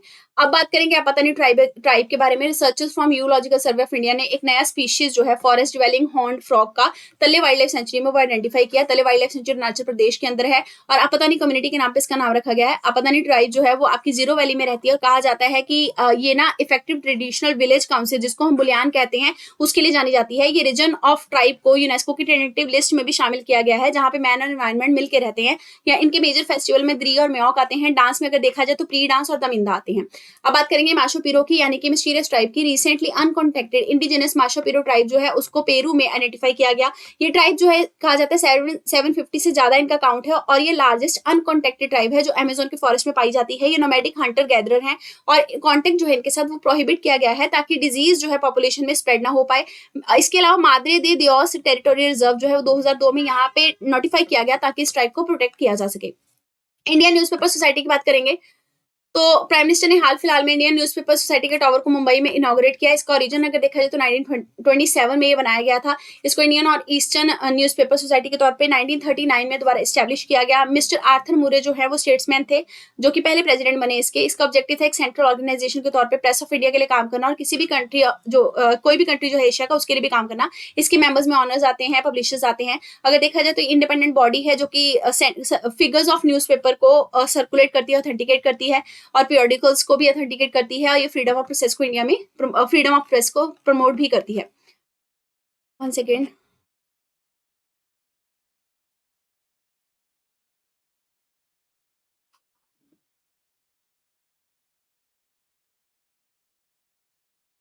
So next schemes in news की बात करेंगे। देखिए, जो एथिक्स की न्यूज़ है उनको हम मेंस के टाइम पे कवर करेंगे क्योंकि प्रीलिम्स में एथिक्स के क्वेश्चन ऐसे नहीं आते, राइट। स्मार्ट सिटी मिशन की बात करते हैं। गवर्नमेंट ने स्मार्ट सिटी मिशन को 31 मार्च 2025 तक एक्सटेंड कर दिया है। इसका मेन पर्पस क्या था? सिटीज को स्मार्ट सोल्यूशन के साथ बिल्ड करना, चाहे उसका इंफ्रास्ट्रक्चर हो, स्मार्ट सोल्यूशन वहां देने हैं। ग्रोथ जो है वो कॉम्प्रिहेंसिव होनी चाहिए, सोशल, इकोनॉमिक, फिजिकल और इंस्टीट्यूशनल रेप्लिकेबल मॉडल डेवलप करने हैं ताकि सस्टेनेबल अर्बन डेवलपमेंट हमें दिख सके। फीचर्स क्या है? ये मिनिस्ट्री ऑफ हाउसिंग के अंडर आती है, 2015 में लॉन्च हुई थी, 31 मार्च 2025 तक वैलिड रहेगी, सेंट्रली स्पॉन्सर्ड है। यूनियन गवर्नमेंट जो है वो एवरेज लेवल पे ₹100 करोड़ पर सिटी पर ईयर तक देती है। इक्वल अमाउंट ऑफ मैचिंग जो है वो स्टेट के द्वारा भी दी जाती है। एडिशनल रिसोर्स सिस्टम जो है, चाहे फाइनेंस कमीशन का ग्रांट हो, फाइनेंस मैकेनिज्म हो, ये सब दिया जाता है। सिलेक्शन प्रोसेस में 100 स्मार्ट सिटी है, इनको सिलेक्ट किया गया है कॉम्पिटेटिव और कोऑपरेटिव फेडरलिज्म के अंदर। स्टेज 1 ऑफ कॉम्पिटिशन में क्या होता है? सिटीज को शॉर्टलिस्ट किया जाता है स्टेट में से, फिर डिस्ट्रीब्यूट किया जाता है among the states and UT. उसके अलावा स्टेज 2 में चैलेंज जो है वो सिलेक्शन चैलेंज राउंड होता है सिलेक्शन को लेकर, जिसमें पोटेंशियल स्मार्ट सिटी जो है वो अपना अपना प्रपोजल प्रिपेयर करके सिटी चैलेंज में पार्टिसिपेट करती हैं और स्मार्ट सिटी के लिए कॉम्पीट करती हैं। स्पेशल पर्पस व्हीकल इसकी इंप्लीमेंटेशन के लिए बनाया गया है, जो प्लान करता है, अप्रीज करता है, अप्रूव करता है, फंड रिलीज करता है और सिटीज को वैलिड भी करता है। इसको सिटी लेवल के फॉर्म में लिमिटेड कंपनी के तौर पर 2013 के कंपनी एक्ट के तहत स्टैब्लिश किया गया था। ये स्टेट और यूटी को, अर्बन लोकल बॉडीज को ज्वाइंटली प्रमोट के द्वारा ज्वाइंटली प्रमोट किया जाता है। इनका 50-50% इसमें शेयर होता है। फंड जो है वो गवर्नमेंट ऑफ इंडिया भी देती है डेफिनेटली, और टाई के फॉर्म, ग्रांट के फॉर्म में देती है और सेपरेट ग्रांट फंड में इसको रखा भी जाता है।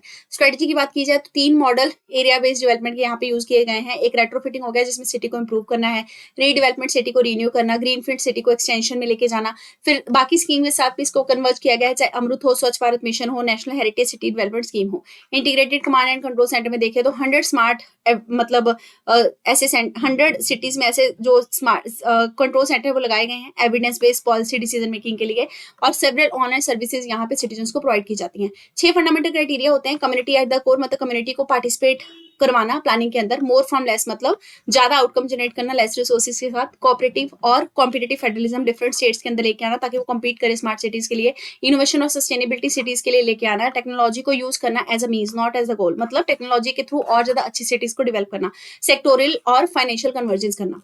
अब आगे बात करेंगे प्लेसेस इन न्यूज के बारे में। तो देखिए सबसे पहले लद्दाख की बात करेंगे। यहाँ पे एक स्टडी मिली है जहाँ बोला गया कि रॉक वार्निश जो है लद्दाख के अंदर, वहां पे मैग्नेटो फॉसिल मिले हैं जिससे हमें हैबिटेबल एनवायरनमेंट जो है स्पेस के अंदर उसका पता लगेगा। इंडिया का ग्रोथ इंडिया टेलीस्कोप भी लद्दाख के अंदर बनाया गया है। फिर मध्य प्रदेश जो है यहाँ पे एक्सोटिक हॉस्ट स्पेसिफिक बीटल जिसका नाम रखा गया क्रिटोबेगस सैल्विनिया, वो उसने सक्सेसफुली इरेडिकेट किया है एक इन्वेजिव वीड को जिसका नाम था सेल्वेनिया मोलेस्टा, और ये आपका सतपुरा डैम के पास हुआ है जहाँ पे आपका सरानी रिजर्वायर है। गुजरात की बात करें तो international centre for audit of local governance यहाँ पे इनॉग्रेट किया गया। कर्नाटक के अंदर atomic mineral directorate for exploration and research को एस्टैब्लिश किया गया। यहाँ पे लिथियम रिसोर्सेज मांडे डिस्ट्रिक्ट के अंदर आइडेंटिफाई किए गए हैं। फिर केरला की बात करें तो जूलॉजिकल सर्वे ऑफ इंडिया ने यहाँ नया स्पीशीज जिसका नाम है सिक्वेलिस हिमा उसको आइडेंटिफाई किया है। तमिलनाडु के अंदर 300 आर्टिफिशियल रीफ्स जो है उनको डिप्लॉय किया गया कोस्ट ऑफ रामेश्वरम में। अंडमान आइलैंड में देखा जाए तो नई स्टडी रिवील करती है कि यहाँ पे चार्ल्स डार्विन का जो फ्रॉग है उसका बिहेवियर थोड़ा सा अजीब हो रहा है जो कि अंडमान आइलैंड के एंडेमिक भी है।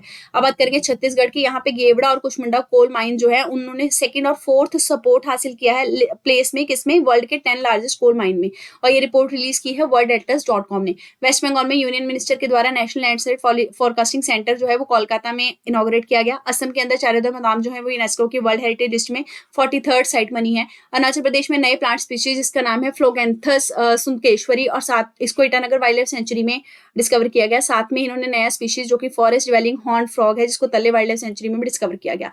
उत्तराखंड में एक मैसिव एवलांच आया है जिसने कि गांधी सरोवर जिसको कि हम चौरावरी ताल भी कहते हैं उसको हार्म किया है, और ये केदारनाथ टेम्पल के बिल्कुल पास हुआ है। अब वर्ल्ड की बात की जाए तो मोरक्को में new world soil health index UNESCO के द्वारा अनाउंस किया गया है, और ये कॉन्फ्रेंस हुई थी सॉइल की हेल्थ मोरक्को के अंदर ही, वहां पे ये चीज हुई। लाइबेरिया की बात की जाए तो ये आपका लाइबेरिया, यहाँ पे लाइबेरिया में ग्रुप ऑफ सेनेटर जो है उन्होंने प्रपोज किया है कि इसके कैपिटल सिटी को यहाँ से हटाकर दूसरी जगह लाना होगा क्योंकि कैपिटल में फ्लड आ रहे हैं। बोलीविया की बात करें तो ये रहा आपका बोलीविया। बोलीविया में इकोनॉमिक टर्मोइल देखने को मिला है यूएस डॉलर पे डिपेंडेंस होने के कारण। बोलीविया जो है वो फुल मेंबर बना है मर्कोजर एग्रीमेंट का। फिर पैराग्वे है, Paraguay 100th full time member बना है इंटरनेशनल सोलर अलायंस का। ब्राजील की बात की जाए तो वर्ल्ड का फर्स्ट डेथ जो है ओरोपोचे वायरस का, वो ओरोपोचे वायरस की वजह से वो ब्राजील में आइडेंटिफाई किया गया। डेमोक्रेटिक रिपब्लिक ऑफ कॉन्गो की अगर बात की जाए तो फर्स्ट सेक्रेटरी लेवल की मीटिंग जो है डिफेंस मिनिस्टर ऑफ इंडिया और डीआरसी के बीच में हुई है। रवांडा की बात की जाए तो रवांडा के इनकम्बेंट प्रेसिडेंट जो है वो चौथी बार जीत चुके हैं। मॉरिशस की बात की जाए ये आपका मॉरिशस आइलैंड। इंडिया का फर्स्ट ओवरसीज जन औषधि केंद्र यहाँ खोला गया है। इंडोनेशिया की बात करें तो साइंटिस्ट यहाँ पे वर्ल्ड का ओल्डेस्ट नोन केव पेंटिंग जिसको लियांग क्राम्पुंग केव में देखा गया है और ये 51,000 साल से भी ज्यादा पुराना है। ताइवान की बात कीजिए ये रहा Taiwan mutual recognition agreement India और ताइवान के बीच में ऑर्गेनिक प्रोडक्ट को लेकर किया गया। जापान की बात की जाए तो जापान ने नया येन बैंक नोट जो है 3D होलोग्राम टेक्नोलॉजी के साथ उसको पैक किया है और इशू किया है ताकि काउंटरफिटिंग को यानी फेक करेंसी को हराया जा सके। कजाकिस्तान जो है उसमें अस्ताना ने 24 समिट शंघाई कोऑपरेशन ऑर्गेनाइजेशन का होस्ट किया। अजरबैजान की बात की जाए तो उन्होंने क्लाइमेट फाइनेंस एक्शन फंड जो है उसका पैकेज खोला है under United nation climate change conference जो कि COP29 थी। ऑस्ट्रिया की बात की जाए तो प्राइम मिनिस्टर के द्वारा ऑस्ट्रिया को विजिट किया गया 75 ईयर ऑफ डिप्लोमेटिक रिलेशन को शो करने के लिए। आइवरी कोस्ट को अगर देखा जाए ये आपका अफ्रीका में कॉन्टिनेंट में आइवरी कोस्ट फर्स्ट कंट्री बना है जिसने की नया R21 या मैट्रिक्स एम मलेरिया वैक्सीन जो है वो 2 साल से कम उम्र के बच्चों को लगाना शुरू किया है। पर्सनैलिटी न्यूज में बात करेंगे सबसे पहले सुश्रुता की जो कि 7th और 6th सेंचुरी BC के आसपास हुए थे। All India institute of Ayurveda ने ऑर्गेनाइज किया है सेकंड नेशनल सेमिनार सुश्रुतम शालेय संगोष्ठी किस मौके पे इनके जयंती के ऊपर सुश्रुता जयंती के ऊपर। और कहा जाता है कि एंशिएंट फिजिशियन थे काशी यानी कि वाराणसी थे, इनको वाराणसी से इनको फादर ऑफ इंडियन मेडिसिन और फादर ऑफ सर्जरी भी कहा जाता है। ये सुश्रुत संहिता के रचनकार या ऑथर कह लीजिए हैं, इन्होंने इसको संस्कृत में लिखा है और ये one of the great trilogy है आयुर्वेदिक मेडिसिन की। बाकी कौन सी है, चारक संहिता जो महर्षि चारक ने लिखी थी और आपकी अष्टांग हृदय जो कि वाघ भट्ट ने लिखी थी। और इसके अलावा इनकी बुक में आपको पैथोलॉजी एनाटॉमी सर्जिकल ट्रीटमेंट सबके बारे में पता लगेगा। 12 वेरायटी ऑफ फ्रैक्चर का ये ट्रीटमेंट कर चुके थे, 6 टाइप ऑफ डिसलोकेशन की बात कर चुके हैं, इवन राइनोप्लास्टी यानी कि नाक की सर्जरी की भी बात कर चुके हैं। इनसे क्या सीखने को मिलता है, स्पिरिट और डेडिकेशन। चाहे कॉम्प्लेक्स सर्जिकल प्रोसीजर हो चाहे कुछ भी हो, इन्होंने हमेशा पेशेंट की केयर की है एडवांस मैनर में और अपना कमिटमेंट दिया है है उसको ट्रीट करने को लेकर। अब बात करेंगे संत ज्ञानेश्वर के बारे में। Annual pilgrimage of Sant Dnyaneshwar Maharaj culminate किया गया कहाँ पे? अष्टमी एकादशी के मौके पे। हर साल वरकरी सेक्ट के जो फॉलोअर हैं, जो कि एक्चुअल में लॉर्ड विठल को वर्शिप करते हैं, वो यहाँ पे आते हैं सेलिब्रेशन के लिए। प्रोसेशन को स्टार्ट किया जाता है देहू से और अलंदी से, और एंड किया जाता है कहाँ पे? पंधारपुर में। अगर संत ज्ञानेश्वर की बात की जाए तो इनका जन्म महाराष्ट्र में होता है। 30वीं सेंचुरी में ये मराठी सेंट पोएट और फिलोसफर हुए थे, और ये भक्ति मूवमेंट से एसोसिएटेड माने जाते हैं महाराष्ट्र में। इन्होंने अगर देखा जाए तो ज्ञानेश्वरी लिखी है, जो कि कमेंट्री है भगवत गीता के ऊपर। इसके अलावा अमृत अनुभव जो है वो मराठी में लिखा है। फिर कुछ डिवोशनल पोएम जैसे कि अभंगा वो भी लिखी हैं। इनसे हमें सोशल इक्वालिटी और कंपैशन जैसी वैल्यू, एम्पैथी जैसी वैल्यू जो है वो देखने को मिलती है, सीखने को। अब बात करेंगे पीसी महलनोबिस की। स्टैटिस्टिक डे हम जून 29 को सेलिब्रेट करते हैं। इस मौके पे ई संख्या की पोर्टल जो है वो ministry of statistics and programme implementation ने जारी किया, ताकि कॉम्प्रिहेंसिव डाटा मैनेजमेंट अच्छे से ऑफिशियल लेवल पे किया जा सके और कंट्री का ऑफिशियल स्टैटिस्टिक्स को डिसेमिनेट किया जा सके। स्टैटिस्टिक डे जो है वो पीसी महलनोबिस की जन्म दिवस में मनाया जाता है। इनकी बात की जाए तो इन्होंने इंडियन स्टैटिस्टिकल इंस्टीट्यूट जो है उसको फाउंड किया था। फिर नेशनल सैंपल सर्वे जो है उसको भी स्टैब्लिश किया। सेंट्रल स्टैटिस्टिकल ऑर्गेनाइजेशन को सेटअप किया। ये इंडिया का सेकंड 5 ईयर प्लान जो था वो इन्होंने बनाया। इसको महलनोबिस प्लान कहा जाता है। ये पब्लिक सेक्टर पे फोकस करता है, इंडस्ट्रियलाइजेशन पे फोकस करता है। सेकंड प्लान महलनोबिस डिस्टेंस का कॉन्सेप्ट इन्होंने दिया, जो कि स्टैटिस्टिकल मेजर है। रिकग्निशन में इन्होंने पद्म विभूषण जो है वो रिसीव किया। इसके अलावा महलनोबिस इंटरनेशनल अवार्ड का एस्टेब्लिशमेंट किया, जो कि हर साल स्टैटिस्टिक्स के फील्ड में लोगों को दिया जाता है, जो कि मिनिस्ट्री ऑफ स्टैटिस्टिक्स के द्वारा सपोर्ट भी किया जाता है। इनसे हमें इंस्टीट्यूशनल बिल्डर और स्कॉलरशिप जैसी जो क्वालिटीज हैं वो देखने को सीखने को मिलती हैं। चंद्रशेखर आजाद की बात करेंगे। रिसेंटली इनको इनकी बर्थ एनिवर्सरी पे याद किया गया। अगर बात की जाए इनकी, तो ये अली राजपुर में इनका जन्म हुआ था, जो कि एक प्रिंसली स्टेट था। ये नॉन कॉपरेशन मूवमेंट में इन्होंने 15 साल की उम्र में पार्टिसिपेट किया था। इन्होंने अपने आप को आजाद यानी कि फ्री डिक्लेयर किया था। इनके पिता का नाम स्वतंत्र इन्होंने बोला था, और जेल जो था वो इन्होंने अपना घर बोला था। इन्होंने हिंदुस्तान रिपब्लिकन एसोसिएशन को ज्वाइन किया। फिर लाला लाजपत राय जी की मौत का बदला लेने के लिए इन्होंने पार्टिसिपेट किया काकोरी ट्रेन रॉबरी में 1925 में। जॉन पी सॉन्डर्स को लाहौर में 1928 में इन्होंने शूट भी किया। इसके अलावा वाइसरॉय ऑफ इंडिया की ट्रेन पे 1929 में अटैक भी किया। फिर एचआरए को हिंदुस्तान सोशलिस्ट रिपब्लिक एसोसिएशन के तौर पे 1928 में इन्होंने रीऑर्गेनाइज किया। इनसे हमें लीडरशिप और ना डरने की जो क्वालिटीज हैं वो सीखने को मिलती हैं। कदम्बनी कोंगली की बात की जाए तो इनकी बर्थ एनिवर्सरी सेलिब्रेट की गई। इनका जन्म 1861 में भगलपुर बिहार में होता है। ये पहली इंडियन एजुकेटेड फीमेल डॉक्टर थी। ये मेंबर थी ब्रह्मो समाज की, और 6 रिप्रेजेंटेटिव जो फर्स्ट इंडियन नेशनल कांग्रेस में 6 रिप्रेजेंटेटिव जो फीमेल डेलीगेशन की तरफ से गए थे, उनमें ये पहली फीमेल थी जो 1889 में गई थी। तो 6 रिप्रेजेंटेटिव टोटल थे उस टाइम पे, उसमें से एक फीमेल थी ये। 1906 में इन्होंने वुमेन कॉन्फ्रेंस कोलकाता में ऑर्गेनाइज करी। इसके अलावा कामिनी रॉय के साथ मिलकर इन्होंने गवर्नमेंट कमेटी में काम किया, जो इंक्वायर करती थी कि बिहार और उड़ीसा में कंडीशन क्या है वुमेन की। इनके जो एफर्ट है उनकी वजह से इंडिया का first age of consent act 1891 में जारी किया गया, जिसमें एज जो है वो लिमिट कर देगी शादी की लड़कियों की। ठीक है, प्रोफेशनल कमिटमेंट और एम्पैथी जैसी वैल्यूज जो है वो हमें इनसे सीखने को मिलती है। पिंगली वेंकैया की बात करेंगे। ये फ्रीडम फाइटर हैं। इनको इनकी डेथ एनिवर्सरी पे याद किया गया। देखिए, इनका जन्म जो है वो कृष्णा डिस्ट्रिक्ट ऑफ आंध्र प्रदेश में हुआ। ये गांधी के प्रिंसिपल को मानते थे, और इन्होंने ब्रिटिश आर्मी में सोल्जर के तौर पर भूमिका निभाई साउथ अफ्रीका में, जब एंग्लो बॉयर वॉर चल रहा था। इन्होंने इंडियन नेशनल फ्लैग को डिजाइन किया महात्मा गांधी जी की रिक्वेस्ट पे। इसके अलावा डिफरेंट मूवमेंट में इन्होंने पार्टिसिपेट किया, चाहे वो स्वदेशी आंदोलन हो under the leadership of Mahatma Gandhi. फिर तिरंगा उत्सव जो है वो 2022 में सेलिब्रेट किया गया on the occasion of his 146th birthday. अगर बात की जाए इनके लिटरेचर की, तो भारत देशानी की ओका जतिया प्रकटम यानी नेशनल फ्लैग ऑफ इंडिया जो है वो इनके लिटरेचर वर्क है, 1960 में लिखा गया। इनसे हमें डेडिकेशन और एंथुसियाज्म जैसी जो भावनाएं हैं वो सीखने को मिलती हैं। आगे बात करेंगे current status of sustainable development goal के बारे में। देखिए, हमारे पास सस्टेनेबल डेवलपमेंट गोल है 17, है ना, और 169 टारगेट है। तो 17 में सबसे पहला गोल है नो पॉवर्टी। करंट स्टेटस क्या है कि वर्ल्ड की जो पॉपुलेशन है अभी भी एक्सट्रीम पॉवर्टी में रह रही है। 9.7% तक ये पहुंच चुकी है 2020 में। 2030 तक कहा जा रहा है कि शायद 6.9% तक ही हो जाएगी, लेकिन हम पूरे तरीके से इसको खत्म नहीं कर पाएंगे, है ना, क्योंकि हमें 2030 तक तो एसडीजी को अचीव करना था। जीरो हंगर में अगर देखा जाए तो अभी भी 10 में से 1 लोग ग्लोबली हंगर को फेस कर रहे हैं, और करंट रेट से अगर हम चलते रहे तो 5 में से 1 लोग तब भी हंगर को हमेशा फेस करेंगे ही 2030 तक भी। गुड हेल्थ और वेलबींग तीसरा गोल है। इसमें मैटरनल मोर्टेलिटी रेशियो जो है वो स्टक हो चुकी है। टारगेट को जो अचीव करना है उससे 3 गुना ज्यादा है।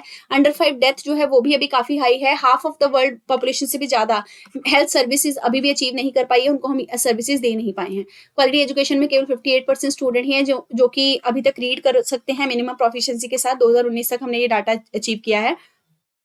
और केवल half of the primary school और 62% ऑफ द सेकेंडरी स्कूल है जहाँ पे बेसिक इंफ्रास्ट्रक्चर स्टूडेंट विद डिसएबिलिटीज के लिए बनाया गया है। 5th गोल जेंडर इक्वालिटी का है। इसमें भी अभी 5 में से 1 लड़की ऐसी है जिसकी शादी 18 साल से पहले कर दी जाती है। क्लीन वाटर और सैनिटेशन में देखें तो रफली half of the world population में अभी भी पानी की स्कैरसिटी जो है वो देखने को मिल रही है। अफोर्डेबल और क्लीन एनर्जी के अगर गोल को देखें, 7वां गोल जो है इसमें हम अभी भी देख सकते हैं कि बहुत सारे वर्ल्ड में ऐसे लोग हैं जिनको इलेक्ट्रिसिटी का एक्सेस नहीं मिल रहा है। डिसेंट वर्क और इकोनॉमिक ग्रोथ में देखा जाए तो अभी भी बोल सकते हैं कि इनफॉर्मल जॉब्स बहुत ज्यादा है। सोशल प्रोटेक्शन लोगों को जॉब में 2023 में भी नहीं मिल पाई है। इंडस्ट्री इनोवेशन और इंफ्रास्ट्रक्चर में देखें तो 2022 के बाद से मैन्युफैक्चरिंग की ग्रोथ जो है वो स्टेगनेट हो चुकी है। तो कहाँ से ये वाला गोल जो है हम अचीव कर लेंगे, है ना, जल्दी से। रिड्यूस इनइक्वालिटी में अगर देखा जाए तो ग्लोबल शेयर जो है people living on less than half of the median income वो डिक्लाइन हो रहा है सोशल असिस्टेंस प्रोग्राम से। इसमें हम मतलब थोड़ा अच्छा कर रहे हैं, लेकिन डेवलपिंग कंट्रीज को अभी भी इसके ऊपर बहुत ज्यादा काम करने की जरूरत है। अब सस्टेनेबल सिटीज की बात की जाए तो 2022 में 24.8% पॉपुलेशन जो थी अर्बन एरियाज की वो स्लम्स के अंदर रहती थी, लेकिन ये कम है एज कम्पेयर टू 2015। पर फिर भी पब्लिक ट्रांजिट जो है वो 2030 तक अचीव करना मुश्किल है कि सिटीज जो है वो सस्टेनेबल बन पाएंगी कि नहीं। रिस्पॉन्सिबल कंजम्पशन और प्रोडक्शन में अगर देखा जाए तो 1 billion meal of edible food जो है हर दिन में वेस्ट होता अभी भी नजर आता है। तो ये वाला गोल भी अचीव होता नजर नहीं आ रहा। क्लाइमेट एक्शन में देखें तो 2022 में global green house gas emission जो है वो नए रिकॉर्ड पे चला गया। मतलब जो हम अचीव करना चाहते थे यूनाइटेड नेशन एनवायरमेंट प्रोग्राम की रिपोर्ट के हिसाब से वो हम नहीं कर पा रहे हैं। वर्ल्ड मेट्रोलॉजिकल ऑर्गेनाइजेशन ने भी कहा है कि 2023 जो था वो हॉटेस्ट ईयर था। लाइफ बिलो वाटर में अगर देखा जाए तो ग्लोबल फिशरी के रिसोर्सेज जो है उनकी सस्टेनेबिलिटी डिक्लाइन हुई है। मतलब हम उनको ओवर यूज कर रहे हैं, एक्सप्लॉइट कर रहे हैं। लाइफ ऑन लैंड की अगर बात की जाए तो 2000 से लेकर 2020 के बीच में जो प्रोपोर्शन ऑफ फॉरेस्ट कवर है वो डिक्रीज हुआ है। मतलब हम लैंड को यूटिलाइज कर रहे हैं फॉर द पर्सनल पर्पस, और वहां पे जो पेड़ पौधे लगे हैं उनको हम उखाड़ के फेंक दे रहे हैं, डिफॉरेस्टेशन ज्यादा कर रहे हैं। इलीगल वाइल्ड लाइफ ट्रेड जो है वो भी राइज पे है। पीस, जस्टिस और स्ट्रॉन्ग इंस्टीट्यूशन की अगर बात की जाए तो 2022 से 23 के बीच में सिविलियन कैजुअलिटी आर्म्ड कंफ्लिक्ट की वजह से इंक्रीज हुई है। वॉर भी बहुत ज्यादा चल रही है ना, तो ये वाला गोल भी मीट होता हुआ नजर नहीं आ रहा। पार्टनरशिप फॉर द गोल की अगर बात की जाए तो एनुअल सस्टेनेबल डेवलपमेंट में जो डेवलपमेंट गोल में जो इन्वेस्टमेंट करना चाहिए डेवलपिंग कंट्रीज के अंदर उसमें बहुत ज्यादा गैप है। डेवलपिंग कंट्रीज को अभी भी फंड या फिर ट्रांजिशन जो है टेक्नोलॉजी में वो आसानी से नहीं मिल पा रहा है। तो ये वाला गोल भी थोड़ा आप बोल सकते हैं लैग पे चल रहा है। ठीक है, सो इसी के साथ हमारा जुलाई जो है 2024 का वो पूरे तरीके से